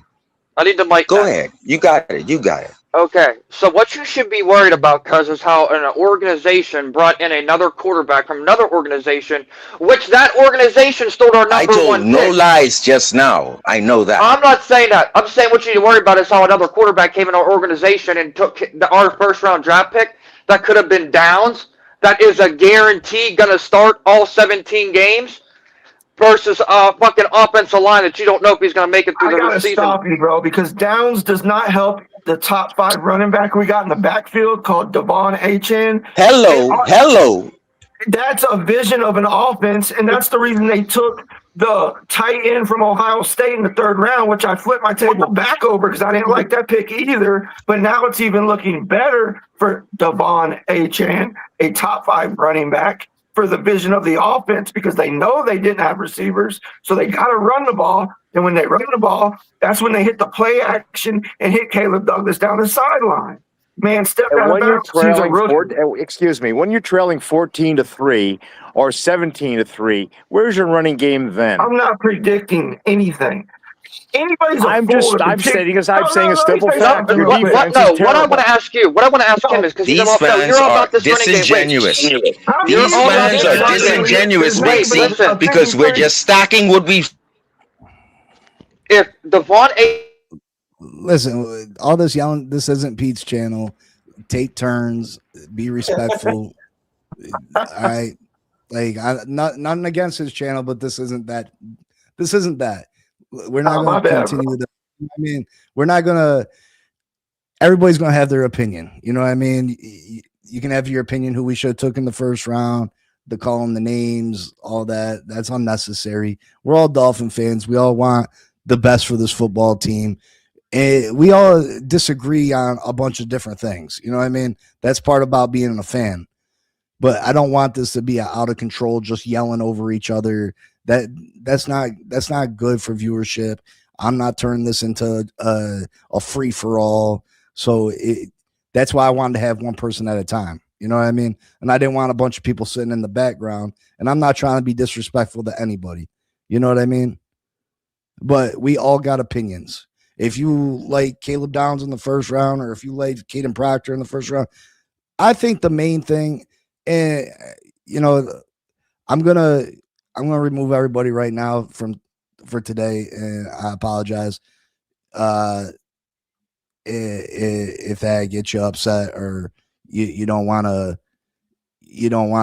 view this channel anymore, I apologize for that. But there's so much unproven about this football team. There's so much that we have no idea about. We hear things from practice. We see little clips. We've seen one drive from our starters in the preseason. Nobody knows what this team is right now. I mean, we have our assumptions. Yeah, this team is built with a lot of young guys. This team was built with a lot of minimum contract players. We got a new offensive scheme, a new defensive scheme, a new head coach, new general manager, a new quarterback. So many moving parts with this football team. And some of you are right. This is going to be a completely different football team next year because of how many moving pieces we have. I think what we should all be in agreement in is that we're moving in the right direction. Hopefully we're building something positive, something that can be good for more than 1 year. You know what I mean? Hopefully we're building something that, in 3-4 years, this team is a consistent playoff contender, a consistent team that's fighting for a division title, and a team that, can make a Super Bowl run. So I like what we've done. Do I think that we're going to win a bunch of games? Not this year. Do I think this team's going to be competitive? I do. I think they're going to be better than what ESPN thinks, what most of the critics think. I don't think we're going to be one of the worst teams in the league, but I don't think we're going to be the best team in the league neither. There's just too many things that this team had to deal with. And if you listen closely, Jeff Athley has said as much. That's why this team's not in a hurry to go out and add a Keenan Allen or a cornerback to the defensive backs room. They're not in a hurry to do that because they know that this is a year that is strictly about getting the young players better. This year is about progression.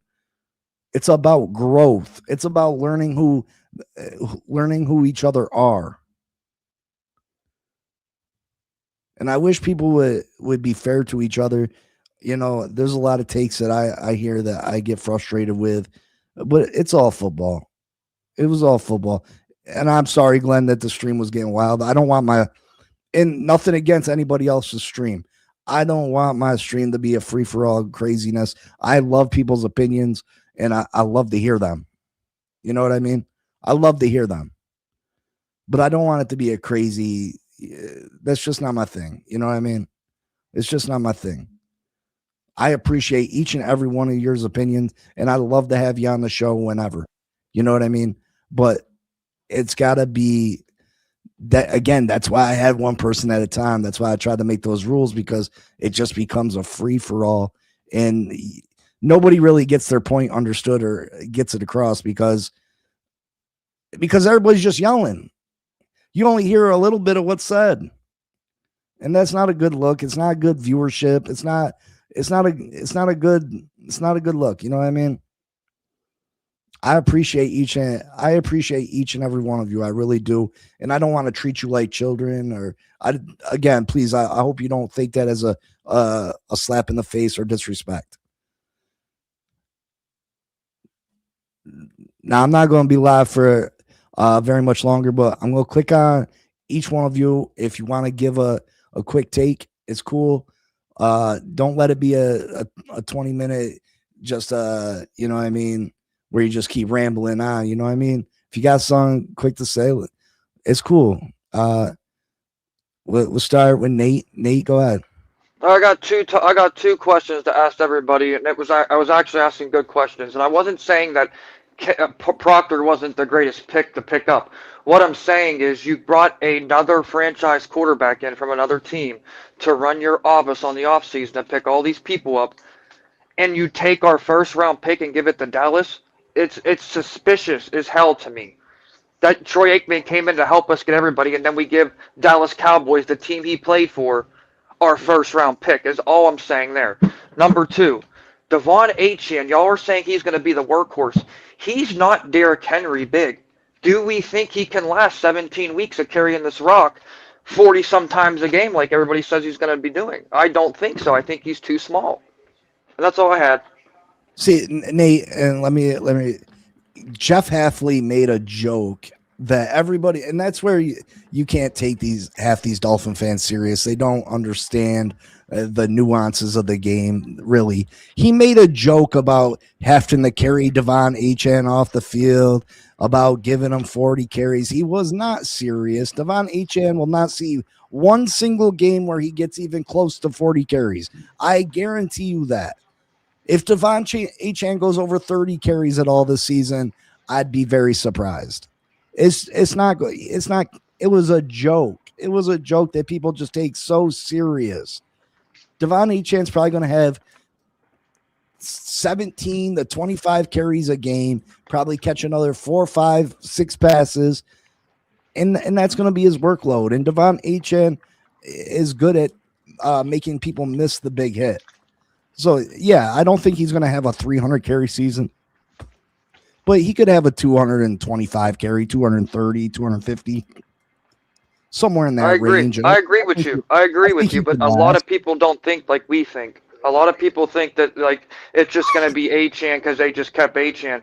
They're building around him. He's going to get these receivers open. If he's a dual threat, like you just said, he can catch the ball and run. So with him being able to do that, what do you think Caleb Douglas is going to do in Washington and our tight ends? They're going to get open because they're going to have to double cover Achane when he goes out to run his route. See, I don't think they're going to double cover Achane, and I have questions about Caleb Douglas. Someone else mentioned, were we happy about the Caleb Douglas selection? I personally wasn't. And he said, how do you feel about it now? I feel similar. Has he impressed me more than what I thought he was gonna? Yeah, sure. He made a nice catch the other night. Cool. I'm still not sold that he's a top tier wide receiver. He's going against the worst unit that we have on this football team, in my opinion, and that's the secondary. So yeah, he should be getting open. This secondary is bad. You know what I mean? Thank you. I'm curious. That's what I said about practice at Proctor. They're saying that this Proctor is a stud, and I was just asking, like, where'd you see this? Because he's playing our defensive line, and I'm not saying our defensive line's horrible, but our defense, I think our strongest hold on defense is linebacker right now with Brooks and Rodriguez. Well, Proctor plays offensive line. That's what I mean. But who's he going up against on that defensive line? You know what I mean? Siller, yeah, Siller's okay, but like, I don't think it's. When it's game time versus like the Bills or the Jets or the Patriots in a divisional game. That's when we're gonna find out if our draft picks are the right ones. Because you got to win division games. Number one, you win 4 division games. You have I think I read it. It's like a 61% chance at making the playoffs if you at least sweep 2 of them teams. If we can do that, we can win our division. And it's doable. Yeah. We can sweep the Jets. I believe. I think we can sweep the Bills. I don't think the Bills are that good.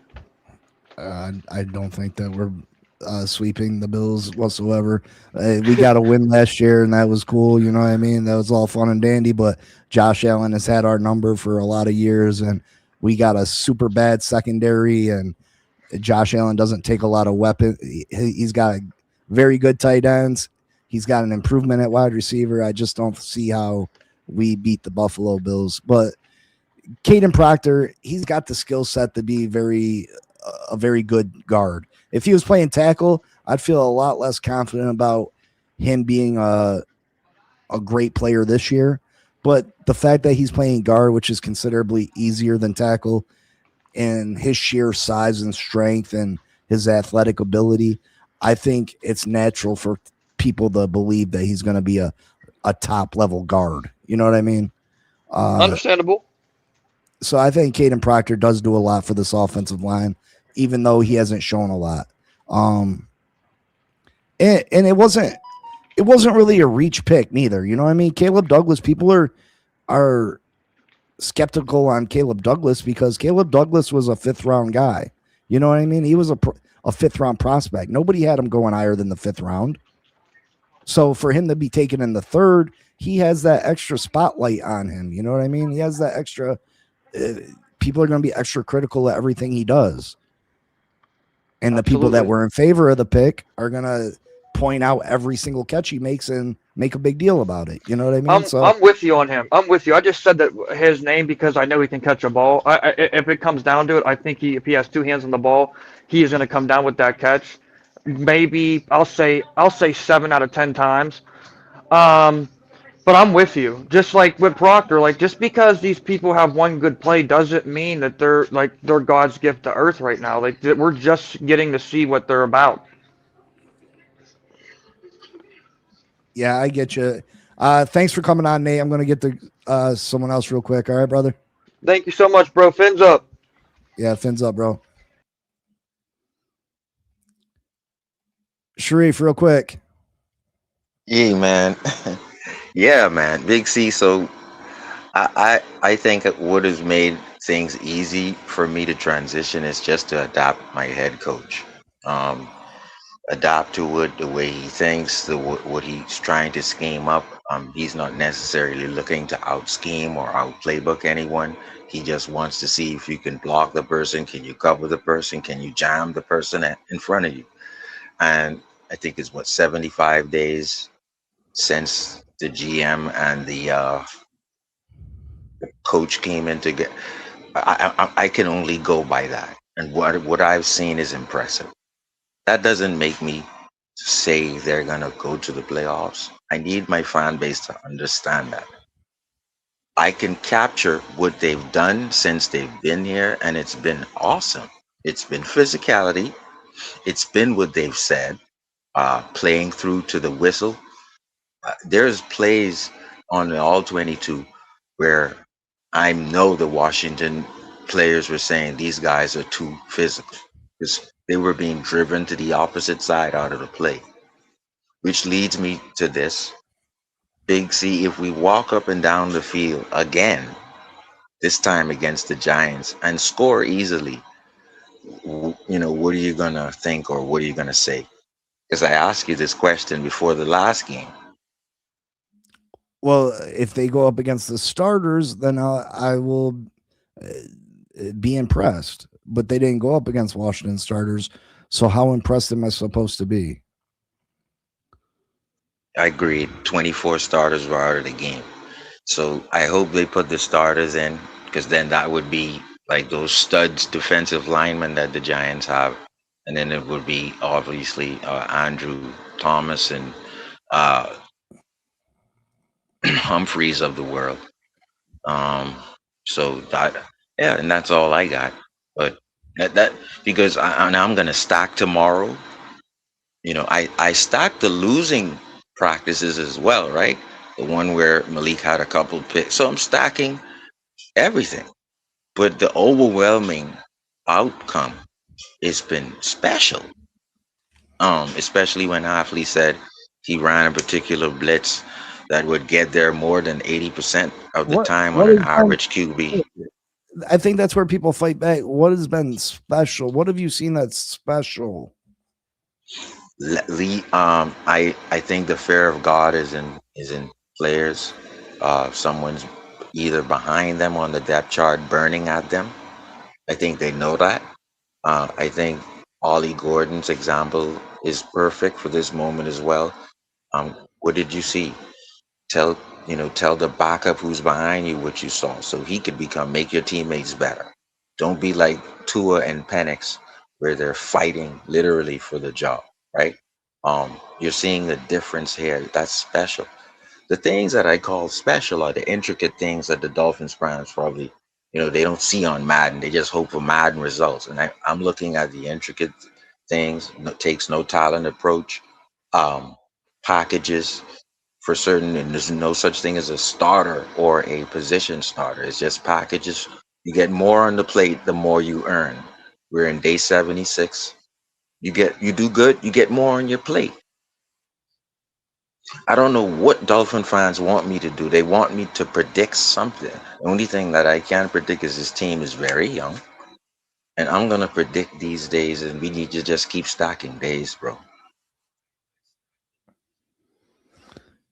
Yeah, I appreciate you, Sharif. You know, it's a wait and see. You know, I don't think it's unrealistic for Dolphin fans to be apprehensive of what this team's going to be or what's going on.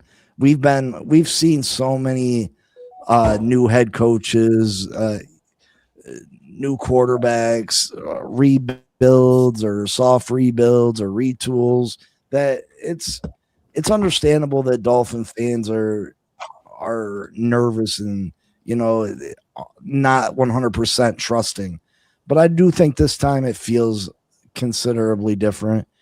Me and Joe were talking, and, you know, we feel that, you know, Jeff Hafley, and I wasn't on board with the Jeff Hafley hiring. I wasn't. I just felt like we didn't have an opportunity to interview some of the top guys that were available because nobody wanted to come coach the Dolphins. We were in a bad spot and nobody wanted to touch us. So I wasn't super happy with the Jeff Hafley hiring, but everything he's done since getting here has made me change my opinion on him. I believe in Jeff Hafley as the next head coach of the Miami Dolphins.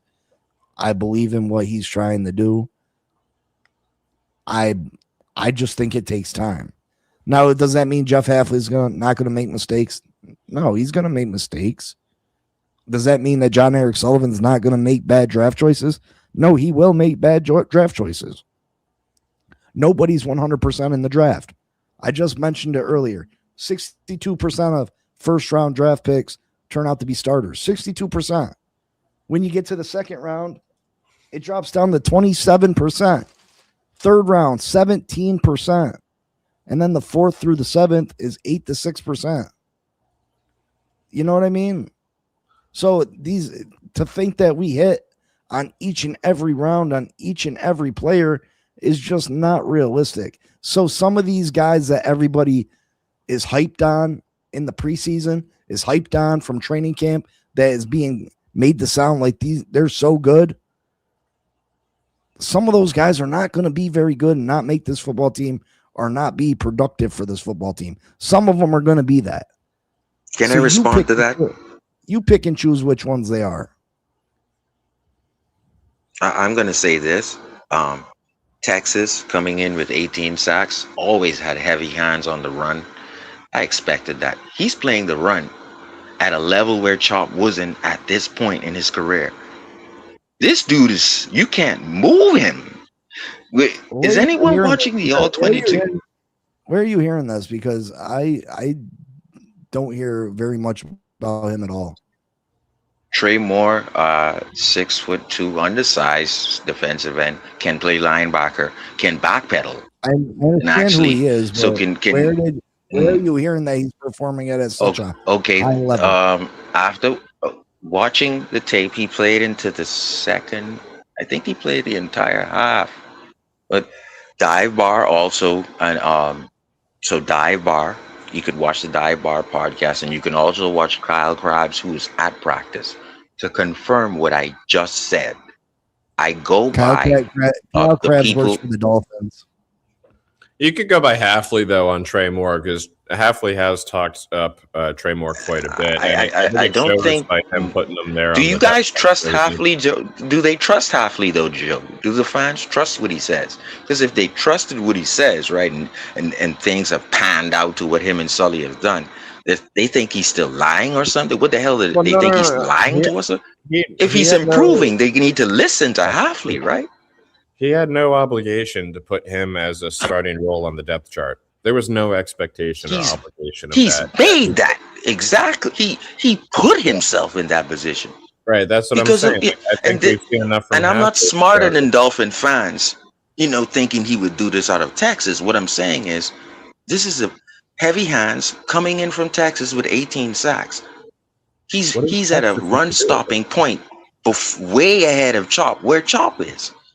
Now, that's my response to what Big C was saying. I can say Trey Moore right now will be the runs. I can say he's go ahead though. Go ahead. No, he's going to be a rotational piece. He's going to get more on his plate. when we're not doing 5 DBs, he might find his way in there. But when we're doing 5 DBs, he's going to be the guy that's out. Mm-hmm. And I respect Kyle Lewis right now is struggling. He was early OTAs. He was on fire. Another guy, Lewis Moore. So this may be a Myles Gaskins kind of thing where in Indiana, if you look at his rating amongst all safeties in the college football, top 3, bro. Top 3. So that means instincts, ball, hawk. He's brought that right to the OTAs. Lewis Moore. And this is what I expected. This is what I expect. He's just translating. And you don't Big think C, he makes the team? Okay. No, and this Big C, this is why I was bringing up the 53 projection tool I built earlier. I think it would be a good thing to go through because there's going to be a lot. You'll see a lot of those late draft picks that are going to be right on the bubble. A lot of these bubble guys that we're all talking about. It's going to be easy to see like where these roster decisions start to be made. So, like I said before, I'd be happy to share my screen with that sometime. Yeah, I mean, we can definitely do that. We could probably do it tomorrow if you want. We'll talk about the joint practice and then jump into it if you're available. Yeah, it depends. Because I'm I work throughout the day and I find time on here for calls. But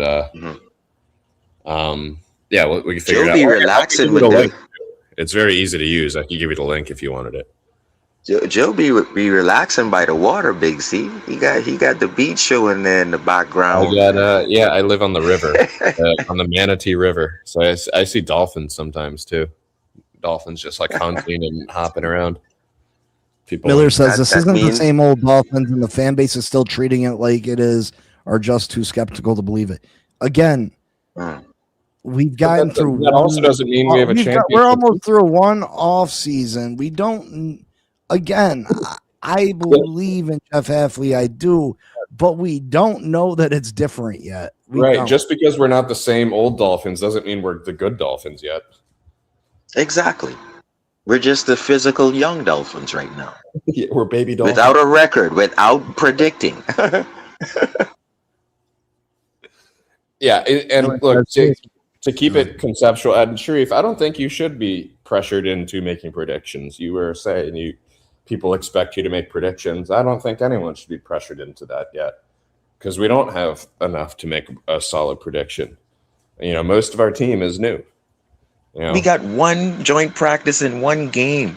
Yeah. Like people already want us but then on the same token, people already going at Archie Manning. Like we should just calm down on both ends and watch Proctor grow, like Hafley said today. Enjoy watching them grow. Here's what I want to ask. Would you guys agree that this team is built around Achane? Yes. Yeah. Yes. Or at least this offense is built around. Okay. So if that's the case, and that makes sense for these draft picks, right? We got Proctor to solidify the line. We got a blocking a receiver that was the best at blocking out of the bunch in Caleb DJ Douglas. Campbell, a broad grade run blocker. We got a tight end who's basically a blocker, not even a tight end. He's basically a lineman. Did you see that play, Joe, where he carried? Hold on. We added all these pieces, and we've doubled down on Brewer and doubled down on Achane. So we've done all this work to build around it. But running backs get hurt, man. So my question is, what's our insurance policy on this? Obviously, you could build around a QB, and QBs go down as well. And you're never going to have a backup QB that's a replacement. But running backs go down a lot. And, we need – who's Achane B on this team? I don't know if we necessarily have that. The team looked good in the run game last week. But if it happens to where Achane gets concussion or he comes up limping and he misses 2 to 4 weeks, right? Like, are we losing all 4 of those games that Achane is missing? Or honestly, do we have a legitimate replacement to still compete?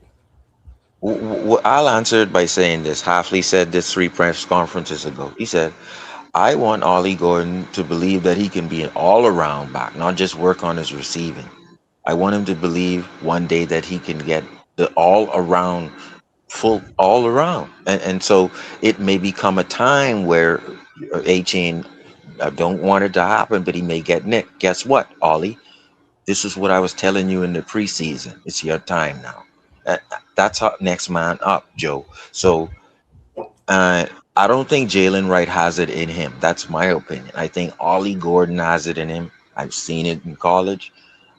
Jalen Wright overran a play and tripped up before he could just bounce it out to the outside, but he ended up just tripping down for 11. That's not vision. And he's been showing that for 2 seasons. He has no bad vision. He could have just gradually come out of that hole and outcut to the left, and he had the sideline. He ran into other people for no reason. So to me, it's Ollie Gordon's job to be a good all-around back if A-Chain goes down. I think if we suffer any major injury, we're in big trouble. I think Ali Gordon would be all right, but he's not H-N. If you take away any of our main players, we're in considerable trouble. Yeah, like if you look at the Seahawks from last year, right? Like if Kenneth Walker goes down, they still have Charbonnet, right? And they're, you know, he's not Kenneth Walker, but they're not really skipping a beat having Charbonnet in there, right? And that's a team that was kind of built around establishing the pass by having a dominant run. And you know, if we're gonna try to attempt that, we need to be sure about Ollie. Like we need to know who this second guy is. And I would say running back becomes a priority for drafting a guy or bringing in another guy to be behind H-Chan if we're going to be doing this H-Chan thing for 4 more years or whatever we're trying to do. We need to have that backup option. It's a very realistic. It's a reality that he isn't going to play 17 games. We won't have the guy that I forgot a house guy, right? We won't have a guy who can take it to the house on one touch.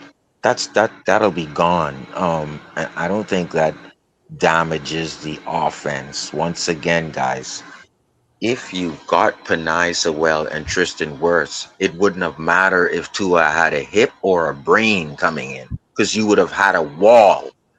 You're doing the same thing now. You're doing it the right way now. So if you have the right way now, I can get 5 yards on this line. Agreed? No. Without predicting a record. I don't know. I disagree with you. I think you can get 5. I think another one more draft, Joe, and you would be able to get 5 yards without A-Chain. They're building it now. I think. Look, we saw a good run game this last week, but realistically, throughout the season, if we took a major injury to A-Chan, teams are not game planning around our run anymore. If anything, but what I disagree is we're building a factory like the UM 10 years ago, where you had Clinton Portis come out, you had guys just come out, enter in, and guess. So just believe in that first, and then everything will work out after. You're believing in the reverse. You're saying we need a good back to make said line. That's what are we talking? Joe, come on, man. We need both, man.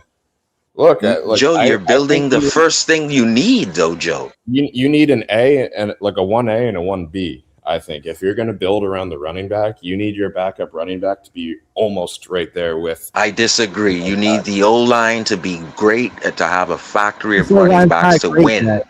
O-line's not great yet. No, I said you need the UM type of line where you could have a factory of running backs just coming out in the draft. No, we don't. But if you have, you're only looking at this one-sided. There's the defense and how they prepare for the game and how they prepare for the plays.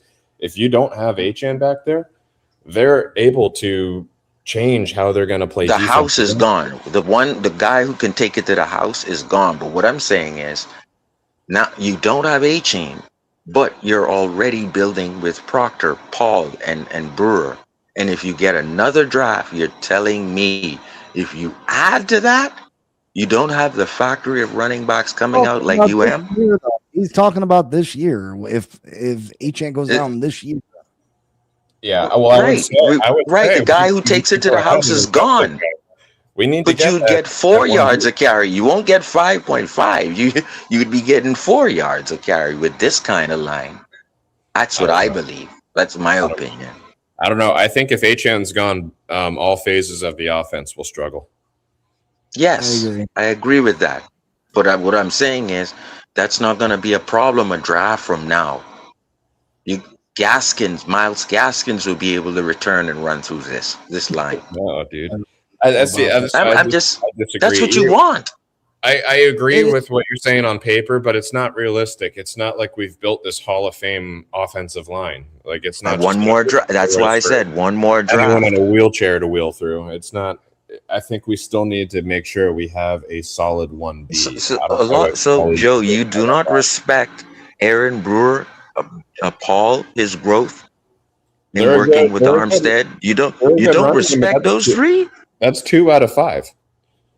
That's 2 out of 5 that we're sure about. Otherwise, we got a rookie, we've got a guy that's been injured a lot, and we've got a guy that was terrible last year. That was The also right side is questioned because I don't what Savinaya has been doing. I need to see that in 17 games. See, I'm like Big C. I'm not gonna say he's a Pro Bowler because he threw around a couple of people in Washington, right? Even So with a I good get what you're offensive saying. line, like I still think we need a running back that teams are not gonna be like, oh, Achan's out. Let's completely flip how we do this. Like I don't want these team, and I don't want our team to have to do that either. If we're missing Achan, I think we get 4 more less wins with Achan now. Exactly. The 4 wins that you would have had, I think we need to close that. you're done. Yeah. We need to slim that because I get he's an extreme talent. Like you're not going to find other guys like Achan just anywhere, but we need to get a guy that we can feel confident in plugging in and not having to change anything about how we play football. I'm gonna look at the free agent list right now. I don't think there's anyone out there. I'm saying like this is all Gordon. Didn't Clyde Edwards-Helaire come in? For a We workout. can put him on the practice squad. Yeah, I don't know. I mean, look, I'm fine with this year being a tryout for Wright and Ollie Gordon, but if they're not proving that they can step in when need be, I'd say we need to, just as an insurance policy, we need to get a guy behind the man. Guys, I think I gotta get out. Edwards-Helaire. I gotta get out of here. Thanks for having us up. I appreciate y'all. All right, take care, Joe. Yeah, just to reply to some of these comments. This O-line got potential to be a top 5 unit this year. I think that they do, but it all remains if these guys can stay healthy. If Jonah can make that jump, which Jonah, from all reports, has been way better on the right side, his natural side, that's a bonus. If Austin Jackson can stay healthy, he's solid. Is he a great player? No, but he's solid. I think Caden Proctor, with his size, strength, as athleticism, can be a Pro Bowl caliber left guard from day one. We all know Brewer, Patrick Paul. Hopefully, he continues to grow and get better. I think this offensive line could be a top 5, at the very least, a top 10 unit if healthy. My concern is if Austin Jackson goes down, you got to move Proctor over the guard or tackle. Then things become wishy-washy for me, and obviously we're talking about a whole different scenario. Again, this Miami Dolphins team, I think, is in a good position moving forward for the future. I think we got some nice pieces. We just got to continue to build upon it. Again, we've only given John Eric Sullivan 1 draft. He's only had 1 draft to fix all the things that Chris Greer did to this roster. That's not enough. He's had 1 draft and 1 quarterback signing. And yeah, the quarterback's a big deal. Don't get me wrong. Quarterback's a big deal. But a quarterback cannot do it on their own. And people want to forget that, yeah, we replaced Tua Tagovailoa with an upgraded quarterback. And I'm not afraid to say that Malik Willis is an upgraded quarterback at this point in their careers. I'm not afraid to say that. Tua Tagovailoa is not the same quarterback that he was in 2023. He's just not. Whether it's the concussions and being afraid to get a concussion, whether it's the hip injury and him no longer having the velocity, the limited velocity he did have behind his throws, that's gone. That's completely gone. So I believe Malik Willis is 100% an upgrade. But people cannot ignore the fact that the great team that we put around Tua Tagovailoa, and the main reason that I believed in Tua Tagovailoa, is no longer here. The Tyreeks, the Waddles, the Bradley Chubbs, and I wasn't big on Bradley Chubb, but Bradley Chubb has led our team in sacks for the last few years. The Jalen Phillipses, even though Jalen Phillips didn't live up to his potential, these were still guys that are pretty good football players that are no longer here. We're building something. We're moving in the right direction. I don't think we're going to add a veteran wide receiver, even though I think that would be nice. I don't think we're going to add a good corner or a starting caliber corner. And the reason I don't think we're going to add those pieces is not because we don't have the money. It's because Jeff Hafley knows that this team is in year one of a rebuild. And he's not going to sit here and be like, oh, we're trying to lose. Is Jeff Hafley trying to lose? Absolutely not. But he's also smart enough to know that this team is a year away.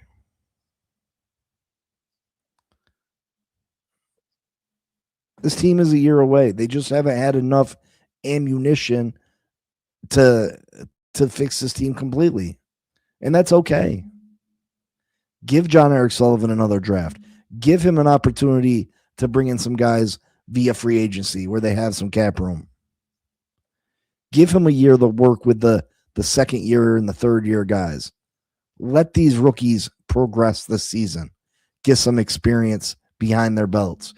Give Jeff Hafley an opportunity to get some experience as a head coach. Give this team an opportunity to learn the offensive scheme and defensive schemes and get comfortable with them. And once our team does that, the future's bright. The future's bright. I love y'all. I appreciate y'all for real. It's fins up forever and ever. Definitely feeling good about this team and where they're going. Kat said it was hot out there today. I bet it was. I think that preseason game is going to be sweltering. We'll talk about today's practice tomorrow. We'll break it all down, see what it means. From what I hear, it got pretty chippy. That means our team ain't soft, hopefully. That means they ain't backing down. They ain't backing down. But it is what it is. I love y'all. I appreciate y'all. And you know what it is. Fins up. Peace.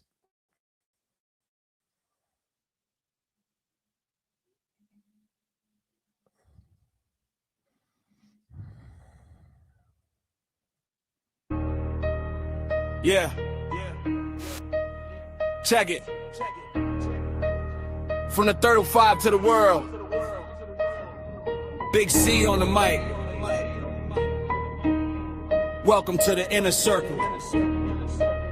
You know what it is. Yeah. Clock hits noon, ready for the breakdown.